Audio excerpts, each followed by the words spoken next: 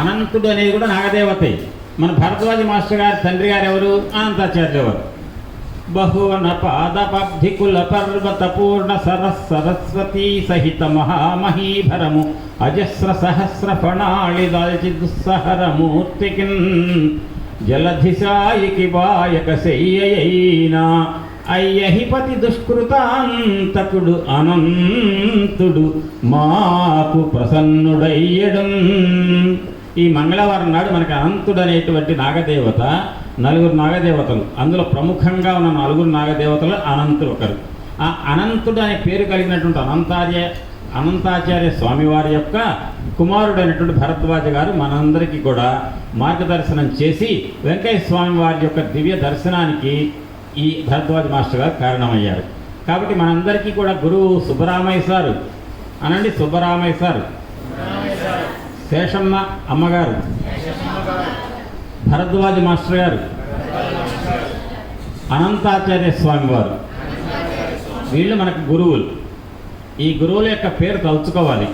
శేషమ్మ గారి ఆరాధన ఉత్సవం సందర్భంగా మనం నాగదేవత యొక్క ప్రస్తావన ముందు మాట్లాడుకున్నాం. ఆ నాగదేవత అనుగ్రహం కనుక మీ మీద ఉంటే చదువు బాగా వస్తుంది. ఆ తర్వాత అనంతాచార్య స్వామి వారి యొక్క కుమారుడైన భరద్వాజ గారు మన గురువు గారు కదా. కాబట్టి ఆ గురువు గారి గురించి మనం అనుకోవాలి కదా. అందరూ అనండి. ఎక్కిరాల కులోద్భూతం విశుద్ధ దివ్యమానసం వందే సత్కరుణా సింధుం భరద్వాజ గురుత్తమం అని అందరూ కూడా భరద్వాజ మాస్టర్ గారికి మనసులో నమస్కారం చేసుకోండి. భరద్వాజ మాస్టర్ గారు, సాయి మాస్టర్ గారు. ఇక సాయి మాస్టర్ గారికి నమస్కారం చేసిన తర్వాత సుబ్బరామయ్య సార్ యొక్క సన్నిధి మనకు వచ్చినట్టే కదా. సుబ్బరామయ్య సార్ యొక్క అనుగ్రహం మన మీద కురుస్తుంది. సుబ్బరామయ్య సార్ను భరద్వాజ మాస్టర్ గారు ఇద్దరికి కలిసి మనకి ఎవరు అనుగ్రహం ఇప్పిస్తారు? వెంకయ్య స్వామి వారిని. ఆ వెంకయ్య స్వామి వారికి ఒక్కసారి మనసులో నమస్కారం చేసుకొని మీరంతా కూడా, ఇప్పుడు నేను అన్నాను ఎక్కిరాల కులోద్భూతం అన్నా, మీరందరూ అన్నారు. నేను మంచిగా అన్నానా? బాగానే అన్నానా? మరి మీరు మంచిగా అన్నారా లేదా నాకు తెలుసు కదా. ఎట్లా తెలుసు అంటే, నేను ఎక్కిరాల కులోద్భూతం అనగానే మీరు ఎట్లా అన్నారు చెప్పండి? దేంతో అన్నారు మీరు? కళ్ళతో అన్నారా? చేతులతో అన్నారా? దేంతో అన్నారు? అంటే నోటి నుంచి ఏం వెలువడింది? నోటి నుంచి ఏం వెలువడవచ్చు? తింటున్న పదార్థం ఏదంటే దాన్ని ఉమ్మేసినా కూడా పదార్థం బయటకు వచ్చిన నోటి నుంచి వచ్చినట్టే కదా. అది కాదు, అది ఎంగిలి అంటాం. కానీ పవిత్రమైనది ఏదంటే మన మానవుల నోటి నుంచి ఏమొస్తుందట? మీకు అర్థం కావాలంటే నా నోటి నుంచి ఏమొస్తుంది? వాక్కు. అర్థమైందా? మాట ఎంత గొప్పది. మీ గురువులు ఉన్నారు కదా అక్కడ వేదిక అక్కడ మీ గురువులు మీకు పాఠాలు చెప్తారు. మీరు వింటారు. మిమ్మల్ని ఒక ప్రశ్న అడుగుతారు మీ గురువులు, మీరు సమాధానం చెప్తారు. మిమ్మల్ని గురువులు ఏం చేస్తారు? ప్రశ్న అడుగుతారు. అమ్మాయి లే, ఒక్కసారి లేమ్మా, నీకు ఈ ప్రశ్న అడుగుతున్నాను అంటారు. అంటూ మీ టీచర్ గారు పెదాలు కదిలిస్తూ మాట్లాడకుండా ఉంటే మీకు అర్థమవుతుందా? మీకు మాట్లాడితేనే కదా అర్థమయ్యేది. అదే రకంగా మీరు సమాధానం చెప్పినప్పుడు కూడా మీరు సమాధానం చెప్పకుండా ఊరికి పెదవులు కదిలిస్తూ ఉన్నారనుకోండి, మీ టీచర్ గారికి అర్థమవుతుందా? అర్థం కాదు. అంటే మిమ్మల్ని మీ టీచర్ గారు అడిగేది మీకు అర్థం కావాలన్నా, మీరు మీ టీచర్ గారికి సమాధానం చెప్పినప్పుడు వాళ్ళకి మీ అర్థం కావాలన్నా, మీకు టీచర్ గారికి మధ్య నడిచేది దేని ద్వారా? నోరు. అంటే నోటి నుంచి బయటకు వచ్చేదేంటి? మాట. ఆ మాట ఎంత గొప్పది అంటే వెంకయ్య స్వామి వారు చెప్తారు, మాట చాలా పొదుపుగా అసలు మాట్లాడకుండా ఉండమంటారు. ఎందుకంటారు? ఎక్కడన్నా వివాదం వచ్చే విధంగా ఉంటే మాట్లాడకండి, కానీ అస్సలు మాట్లాడొద్దన్నారు వెంకయ్య స్వామి వారు అని చెప్పేసి మరి మీరు మాట్లాడకుండా ఇట్టనే మోగలా కూర్చున్నారు అనుకోండి, మరి అదే స్వామి వారు ఏం చెప్తారు మళ్ళీ మీకు? భారద్వాజ మాస్టర్ గారు, వెంకయ్య స్వామి వారు భజన చేయండి అంటారు. భజన చేయమనగానే నేను చేస్తున్నా అనుకుంటూ ఇట్టనే మూగోళ్ళ కూర్చున్నాను అనుకోండి, స్వామివారు సంతోషిస్తారా? సంతోషించరు. భజన చేయాలి. ఎట్లా చేయాలి? ఓం నమో భగవతే వాసుదేవాయ, ఓం నమో భగవతే వాసుదేవాయ అనేటువంటి నామాన్ని ధ్రువుడు 5 ఏళ్ల పిల్లవాడు ఎవరు? ధ్రువుడు అనండి. ధ్రువుడు అనేటువంటి ఒక భక్తుడు, చిన్న పిల్లవాడు ఓం నమో భగవతే వాసుదేవాయ, ఓం నమో భగవతే వాసుదేవాయ అని నిరంతరం అట్నే నామం చేసుకుంటున్నాడు. చేస్తుంటే ఆ వాసుదేవుడైన శ్రీ మహావిష్ణువు ఎదురుకొచ్చి నిలబడ్డాడు. ధ్రువ, ఏం కావాలయ్యా నీకని అంటే విష్ణుమూర్తి దిగి వచ్చి ఎదురుగా నిలబడి ఏం కావాలి నాయన అని ధ్రువుడిని అడిగితే చిన్నపిల్లవాడిని అడిగాడంటే ఆ చిన్నపిల్లవాడు ఏం చేయబట్టి విష్ణుమూర్తి వచ్చాడు? ఓం నమో భగవతే వాసుదేవాయ అనే నామాన్ని చేయబట్టి. అట్టనే ఓం నారాయణ ఆది నారాయణ అనే నామాన్ని నిరంతరం చేసిన స్వామి ఎవరు? వెంకయ్య స్వామి వారు. ఆ రకంగా వెంకయ్య స్వామి వారు లాంటి అవధూతలు కానీ, నారద మహర్షి లాంటి గురువు వచ్చి ధ్రువుడికి ఓం నమో భగవతే వాసుదేవాయ అని చెప్పి నిరంతరం అని చెబితే నారద మహర్షి చెప్పిన మాట విన ధ్రువుడు, ఆ నారదుడు గురువు కాబట్టి చెప్పినట్టు చేయాలి అని బుద్ధిలో పెట్టుకొని నిరంతరం ఓం నమో భగవతే వాసుదేవాయ, ఓం నమో భగవతే వాసుదేవాయ అన్నారు. అనగానే వెంటనే ఇట్లా అనగా అనేక సార్లు మీతో అన్నా అనుకోండి, ఇప్పుడు మీరు ఇక్కడంతా నేను చెప్పేది వింటున్నారు. మీకు ఏదన్నా మీ ఇంటి దగ్గర జరిగేటువంటి విషయం గుర్తొస్తుందా? గుర్తురాదు. మీకు ఇప్పుడంతా మీ ధ్యాస అంతా, మీ మనస్సు అంతా ఎటువైపు ఉంది? నేను చెప్పే మాట మీద. అట్లా భగవంతుడు సంబంధించిన మాట ఎవరన్నా చెబుతుంటే మన మనస్సు ఆలోచించే బుర్ర, మనస్సు ఎక్కడికి పోకుండా ఈ మాటల వైపే ఉందనుకోండి, అట్లా ఉండటాన్ని సత్సంగము అంటారు. సంగం అంటే కలిసి ఉండటం. సత్ అంటే ఏంటి? భగవంతుడి పేరు, గురువు గారి పేరు. ఈ పేరు ఏదైనా అనేక సార్లు అంటున్నప్పుడు ఆ అంటున్న నామం పట్ల, అంటున్న మాటల పట్ల మనస్సు ఎటు పోకుండా అటే ఉండేటైతే కలిసి ఉండటాన్ని సత్సంగము అంటారు. అంటే ఇప్పుడు మనం సత్సంగం చేసుకోవటం అంటే ఎవరి గురించి మాట్లాడుకుంటాం? సాయి మాస్టర్ గారు, సుబ్బరామయ్య సారు, వెంకయ్య స్వామి వారు, లేదా భగవంతుడైన శ్రీకృష్ణ పరమాత్మ, లేదా ఆ సుబ్బరామయ్య సార్ పక్కనే సుబ్బరామయ్య సార్లో చివరి 3 అక్షరాలు ఏంటి? రామయ్య, ఆ రాముడి గురించి. ఇప్పుడు ఒక మాట మీకు చెప్పి మీతో రామచంద్రమూర్తి సంబంధించినట్టు ఒక మాట అనిపిస్తా. ఏంటంటే ఒక శ్లోకం చెప్తారు, వినండి జాగ్రత్తగా. ఇవాళ కాకపోతే వచ్చే ఏటికైనా సరే మీరు నేర్చుకోవాలి అందరూ. వినండి జాగ్రత్తగా.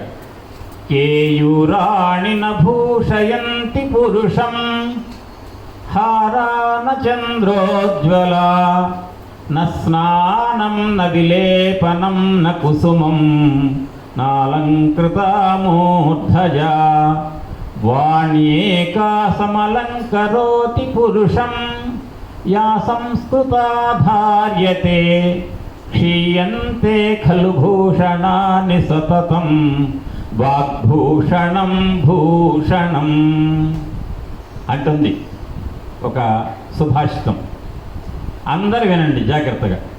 ఇప్పుడు నేను ఇక్కడికి వచ్చా బలగముడి, ఆ సత్సంగం చేయమన్నారు, ప్రజలు చేస్తున్నా. ఇప్పుడు నేను వచ్చి ఏ పూలమాల ఇది నేనే వేసుకొని రాలేదు కదా, సార్ వేశారు. నేను ఎంత ఖరీదైన చొక్కా వేసుకున్నానో మీకు అవసరమా? లేదు. నేను గంధం కానీ పెద్ద విలువైనటువంటి నూనెలు రాసుకున్నానా? అది అవసరమా? లేదు. మీ దృష్టి అంతా దేని మీద ఉంటుంది? నేను చెప్పే మాట మీద. మాట మంచిగా ఉందనుకోండి, ఆనందపడతారు. అంతేగాని అచ్యుతరామారావు గారి ఖమ్మం నుంచి వచ్చాడండి, మంచి భలే బట్టలు వేసుకున్నాడు, ఆయన మెళ్ళో భలే గొలుసులు వేసుకున్నాడు, లేకపోతే ఆయనట మంచి మంచి లేపనాలు పూసుకొచ్చుకున్నారు, మంచి మంచి బంగారపు వేసుకొచ్చుకున్నారు అని చెప్పి అవన్నీ అవసరమా? అంటే ఈ శ్లోకం ఏం చెప్తుందంటే, ఒక మనిషిగా పుట్టిన మనం సమాజంలో పెద్దవాళ్ళందరూ కూడా గొప్పగా అనుకోవాలంటే మనం ఒంటి మీద వేసుకున్నటువంటి బట్టలు కాదు, మెళ్ళో వేసుకున్న బంగారాలు కాదు, ఒంటి మీద పూసుకున్నటువంటి ఏం పూసుకుంటారు కొంతమంది, బాగా మంచి పక్క వాళ్ళకి వాసన రావాలని క్రీములు పూసుకుంటారు, అవి కాదు. స్నానం చేసేటప్పుడు నీళ్ళలో పన్నీరు పోసుకొని స్నానం చేస్తారు మంచి వాసన రావాలని. ఇవన్నీ కూడా ఆ రోజు పన్నీరు వేసుకొని స్నానం చేస్తే ఆ రోజు వరకే ఉంటుంది. ఆ రోజు ఏదైనా లేపన మంచిగా పూసుకొని వచ్చా అనుకోండి, ఇప్పుడు నేను ఉపన్యాసం చెప్పడానికి అందరికీ మంచిగా కనపడాలని చెప్పి కోటింగ్ వేసుకొచ్చా అనుకోండి, గట్టి కరెంటు పోయిందనుకోండి, ఫ్యాన్ తిరగకపోతే చెమట పడితే ఆ కోటింగ్ అంతా పోతుంది కదా. అది ఆయన కావాలా? అది గొప్ప కాదట. ఏది గొప్ప అంటే మనిషికి ఒంటి మీద పూసుకున్న లేపనాలు, బట్టలు, బంగారం, ఈ ఆభరణాలు, ఇవన్నీ ఎప్పుడైనా సరే పోయేవేట. ఎట్టపోతే ఏం చెప్పా, ఒక క్రీమ్ కనుక పూసుకొని మేకప్ వేసుకొని కనుక వస్తే పొరపాటున కరెంటు పోతే చెమటకే పోతుంది. అది పూసుకోకుండా ఉంటేనే మంచిది. పూసుకోవటం వల్ల ఏమైంది, చెమట పడి మొత్తం పోయి సార్లు ఏర్పడతాయి, సారికలు. అప్పుడు ఏమంటారు, ఎందుక పూసుకొని రావటం అని అంటారు. కాబట్టి పూసుకున్నటువంటి లేపనం కానీ, నెత్తికి రాసుకున్నటువంటి నూనెల యొక్క సుగంధాలు సంబంధించిన తైలం కానీ, ఒంటి మీద వేసుకున్న వస్త్రం కానీ, ఒంటికి పెట్టుకున్న పెద్ద పెద్ద బంగారు ఆభరణాలు లాంటివి ఏమన్నా ఉంటే ఒకరోజు ఉంటాయి, ఏడాది ఉంటాయి. పూసుకున్న క్రీమ్ ఒక రోజులో పోతుంది. బంగారం 10 ఏళ్ళు కాదు 40 ఏళ్ళకైనా పోతుంది. కానీ పోకుండా ఉండేది ఏదంటే ఎప్పటికైనా మీరు ఇప్పుడు 10 ఏళ్ల పిల్లలు, మీకు ఇంకా 50 ఏళ్ల తర్వాత మీకు 60 ఏళ్ల వయసు వస్తుంది. అప్పుడు కూడా మీరు ఫలానా ఫిబ్రవరి 11, 2025 నాడు ఖమ్మం నుంచి అచ్యుతరామారావు ఆయన వచ్చి భలే ఒక మాట చెప్పారు కదా అని అది గుర్తుపెట్టుకుంటారుగా. అది గుర్తొస్తుంది. అంటే మంచి మాట ఎప్పటికైనా గుర్తొస్తుంది. అంటే మనిషి మంచివాడా కాదా అని మన చుట్టుపక్కల ఉన్న వాళ్ళు కనుక మనల్ని లెక్క వేసుకోవాలి అంటే మనం మాట్లాడే దాంట్లో ఎదుటి వాళ్ళకి ఎంతో ఉపయోగపడింది. అర్థమైందా? ఇప్పుడు చెప్పండి, మనిషికి ఒంటి మీద పెట్టుకున్న ఆభరణాలు, ఈ క్రీములు, ఇవన్నీ ముఖ్యమా? అన్నిటికంటే ముఖ్యం ఏది మనిషికి? మాట. నోటి నుంచి వచ్చే మాట ఎంత మంచిదైతే, ఆ మాట మీకు ఎంత ఉపయోగపడితే, మీరెంత బాగుపడితే అప్పుడు నన్ను అంతగా చెప్పుకుంటారు. అట్టనే మీరైనా సరే రేపు సమాజంలో పెద్దవాళ్ళు అవుతారు. ఇప్పుడు చదువుకుంటున్న మీరు, మీ పక్కనే ఉన్న స్నేహితురాళ్ళు ఉంటారు కదా, వాళ్ళని మీరు మంచి మాటలతో కనుక అంటే మీకు వాళ్ళకి మధ్య మంచి స్నేహం ఉంటుంది. అంతే కదా? ఆ స్నేహం ఏర్పడాలన్నా, ఒక మధ్య తగు వచ్చి కొట్టుకోవాలన్నా కారణం ఏదంటే నోటి నుంచి వచ్చే మాట. ఆ మాటలు మంచివి నేర్పేది ఎవరు అంటే గురువులు. ఆ గురువుల దగ్గర మీకు మంచి సాంగత్యం ఏర్పడాలంటే ఎవరు అనుగ్రహం ఉండాలి? వెంకయ్య స్వామి వారి అనుగ్రహం ఉండాలి. వెంకయ్య స్వామి వారి అనుగ్రహం కావాలంటే ఏం చేయాలి? నిరంతరం కూడా వెంకయ్య స్వామి వారు చెప్పినటువంటి ఓం నారాయణ ఆది నారాయణ, ఓం నారాయణ ఆది నారాయణ, అవకాశం వచ్చినప్పుడల్లా మీకు ఎంత అవకాశం వస్తే అన్నిసార్లు నామ సంకీర్తన చేయాలి. గురువుగా చేయిస్తారుగా మీతోటి, చేయించినప్పుడు మీరు అంటుంటారుగా ఓం నారాయణ ఆది నారాయణ. ఆ మాట భగవాన్ వెంకయ్య స్వామి వారే నిరంతరం చేసినటువంటి జపం అది, ఆ నామ సంకీర్తన. అటువంటి వెంకయ్య స్వామి వారి సన్నిధిలో మనం చేసుకుంటున్నటువంటి ఆరాధనలో మనకి ఈ పెద్దలు ఏం చెప్పారు? పాంప్లెట్ రాశారు, కరపత్రం వేశారు కదా, శేషమ్మ గారి యొక్క ఆరాధన ఉత్సవం అన్నారు. అని అందులో ఏం మాట ఉపయోగించారు? అమ్మ యొక్క వాత్సల్యాన్ని గురించి మనం గుర్తించుకోవాలి. అమ్మ యొక్క వాత్సల్యం అంటే ఏంటి? వాత్సల్యం అంటే ఇప్పుడు మీరందరూ స్కూల్ అయిపోయిన తర్వాత, ఈ సత్సంగం అయిపోయిన తర్వాత ఇంటికి వెళ్తారు. ప్రతిరోజు స్కూల్కి వచ్చినటువంటి మీరు స్కూల్లో టీచర్ గారు పాఠాలు చెప్తారు, మధ్యాహ్నం ఇంటికి వెళ్తారు, లేకపోతే మధ్యాహ్నం స్కూల్లో సాయంత్రం ఇంటికి వెళ్తారు. ఇంటికి వెళ్ళగానే మీ అమ్మ వాళ్ళు ఏం చేస్తారు? ఏం చేస్తారు? మీకు తాగడానికి ఏమైనా ఇస్తారా? ఇంకో గంట కాగానే తినడానికి పెడతారా? ఎందుకు పెడతారు? మీ మీద మీ అమ్మలకి ఏముంది? ప్రేమ, వాత్సల్యం. మీ ఇంటికి వెళితే మీ అమ్మ మీకు పెట్టడం గొప్ప కాదు. కానీ ఈ అమ్మ శేషమ్మ గారు ఈ వచ్చినటువంటి శిష్యులందరికీ కూడా శేషమ్మ అమ్మగారి యొక్క వాత్సల్యం గురించి గుర్తు తెచ్చుకోవాలి అని చెప్పేసి, నిజంగా జన్మనిచ్చిన తల్లి కాకపోయినా అంతకంటే ఎక్కువగా ఆ తల్లి యొక్క వాత్సల్యం గురించి మనం మాట్లాడుకోవాలనేటువంటి మాట పాంప్లెట్లు రాశారు కరపత్రంలో. అంటే ఆ అమ్మ యొక్క ప్రచోదనం, అమ్మ యొక్క సహకారం వల్ల సుబ్బరామయ్య సార్ ఎంత పనికొచ్చే మంచి మంచి మాటలు చెప్పి మిమ్మల్ని సాధనలో ఉంచితే మీరు బాగుపడితే చెప్పుకుంటున్నారు ఇవాళ. అంటే సుబ్బరామయ్య సార్ ఇవాళ ఎదురు కనపడుతున్నారా? శేషమ్మ అమ్మగారు కనపడుతున్నారా? ఏం కనపట్టలేదు. వాళ్ళ గురించి మాట్లాడకపోతే వాళ్ళని కొడతారా మనల్ని? అంటే మనుషులుగా పుట్టిన మనం ఏం చేయాలంటే, వాళ్ళు శరీరంలో ఉన్నప్పుడు సుబ్బరామయ్య సారు, శేషమ్మ గారు వాళ్ళు ఎన్నైతే మంచి మాటలు చెప్పి బాగుపడటానికి సంబంధించిన మాటలు చెప్పి ఆనంద పెట్టారో ఆ మాటలు ఈరోజుకే గుర్తు చేసుకుంటున్నారు. కాబట్టి మంచి మాటలు చెప్పినటువంటి గురువు మంచి మాటలు చెప్పిన గురువు, ఆ గురువు శరీరంలో లేకపోయినా శరీరాన్ని వదిలిపెట్టినా శేషమ్మ గారిని గురించి వీళ్ళు తలుచుకుంటున్నారు. ఆ అమ్మ యొక్క వాత్సల్యం, ప్రేమ అనే దాని గురించి చెప్పుకుంటున్నారు. చెప్పుకోవాలని ఆరాటంతో ఆ ఊరు ఈ ఊరు నుంచి వచ్చారు, మద్రాసు నుంచి, బెంగళూరు నుంచి పిల్లలు. వాళ్ళ పిల్లలే శేషమ్మ గారికి, మీకంటే పెద్దవాళ్ళు కావచ్చు. అంటే మనకు భారతీయులుగా పుట్టిన మనందరం కూడా భారతదేశం యొక్క సాంప్రదాయంలో ఒక గొప్ప మాట ఉంది. ఆ గొప్ప మాట చెప్పే ముందు ఒక మాట అంటా మీతో, మీరు కూడా అనండి. నమోస్తు రామాయ సలక్ష్మణాయ దేవ్యై చ తస్యై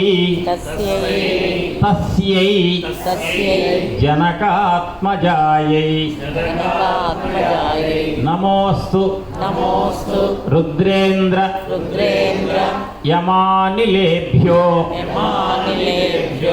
నమోస్తు చంద్రార్క మరుత్ గణేభ్యః. ఈ శ్లోకం ఎవరో చెప్పింది. ఒక ప్రశ్న అడుగుతాం, మిమ్మల్ని చెప్పండి అంటే మీకు తెలవకపోవచ్చు, చిన్నపిల్లలు కాబట్టి. వెంకయ్య స్వామి వారి దగ్గరికి వచ్చారట కొంతమంది భక్తులు. ఆ భక్తులలో ఒక భక్తురాలకు బాగా కోరికలన్నీ తీరినాయి. కోరికలు తిరగనే, స్వామి మీకు ఎందుకండి ఆ చెట్టు కింద ఈ చెట్టు కింద వర్షాల్లో తడుచుకుంటూ తిరగటం, మీకు ఒక ఆశ్రమం మంచిది కట్టిస్తానన్నారట భక్తురాల దగ్గర డబ్బులు బాగా ఉండి. అప్పుడు ఆ స్వామివారు ఏమన్నారా, నాకు దొరికింది నాటికి ఒక మంచి ఆమె డబ్బులు బాగున్నాయి, నాకు మంచి బిల్డింగ్ కట్టి అన్నారా? వెంకయ్య స్వామివారు అనలే. ఏమన్నారు?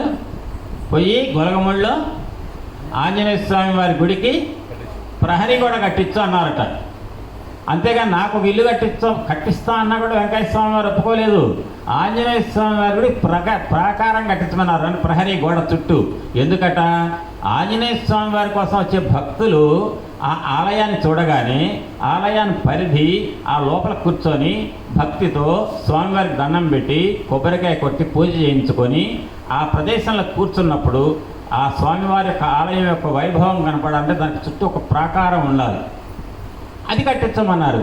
దానివల్ల వెంకటేశ్వర స్వామి వారికి ఏమో ఒరిగింది ఉపయోగం? ఆయనకేం ఉపయోగం లేదు.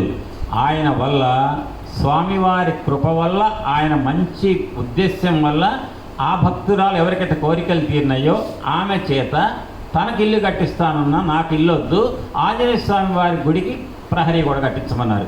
ఆ ప్రహరీ గోడ ఏ ఆంజనేయ స్వామి వారికి అయితే కట్టించారో ఆ ఆంజనేయ స్వామి వారు ఒకసారి, ఇది నాకు ఈ పూట మాట చెప్పాలనిపించలే, ఇందాక ఆంజనేయ స్వామి గుడికి వెళ్ళాను, అది గుర్తొచ్చి నాకు ఈ మాట చెప్తున్నాను. సీతమ్మని ఎవరో ఎత్తుకుపోయారు రాక్షసుడు. సీతమ్మ ఎక్కడికో పోయిందని రామచంద్రమూర్తి బాధపడుతున్నాడు, ఏడుస్తున్నాడు, కంటెంట నీళ్లు. పక్కనే రామయ్య తండ్రి లక్ష్మణుడు ఉన్నాడు. సీతమ్మ ఎక్కడుందో తెలియదు, వెతకడానికి సముద్రం దాటాలి. ఎంత సముద్రం? 800 మైళ్ళు. 800 మైళ్ళు అంటే మామూలు మాట హైదరాబాద్ కంటే దూరం, అంత సముద్రం.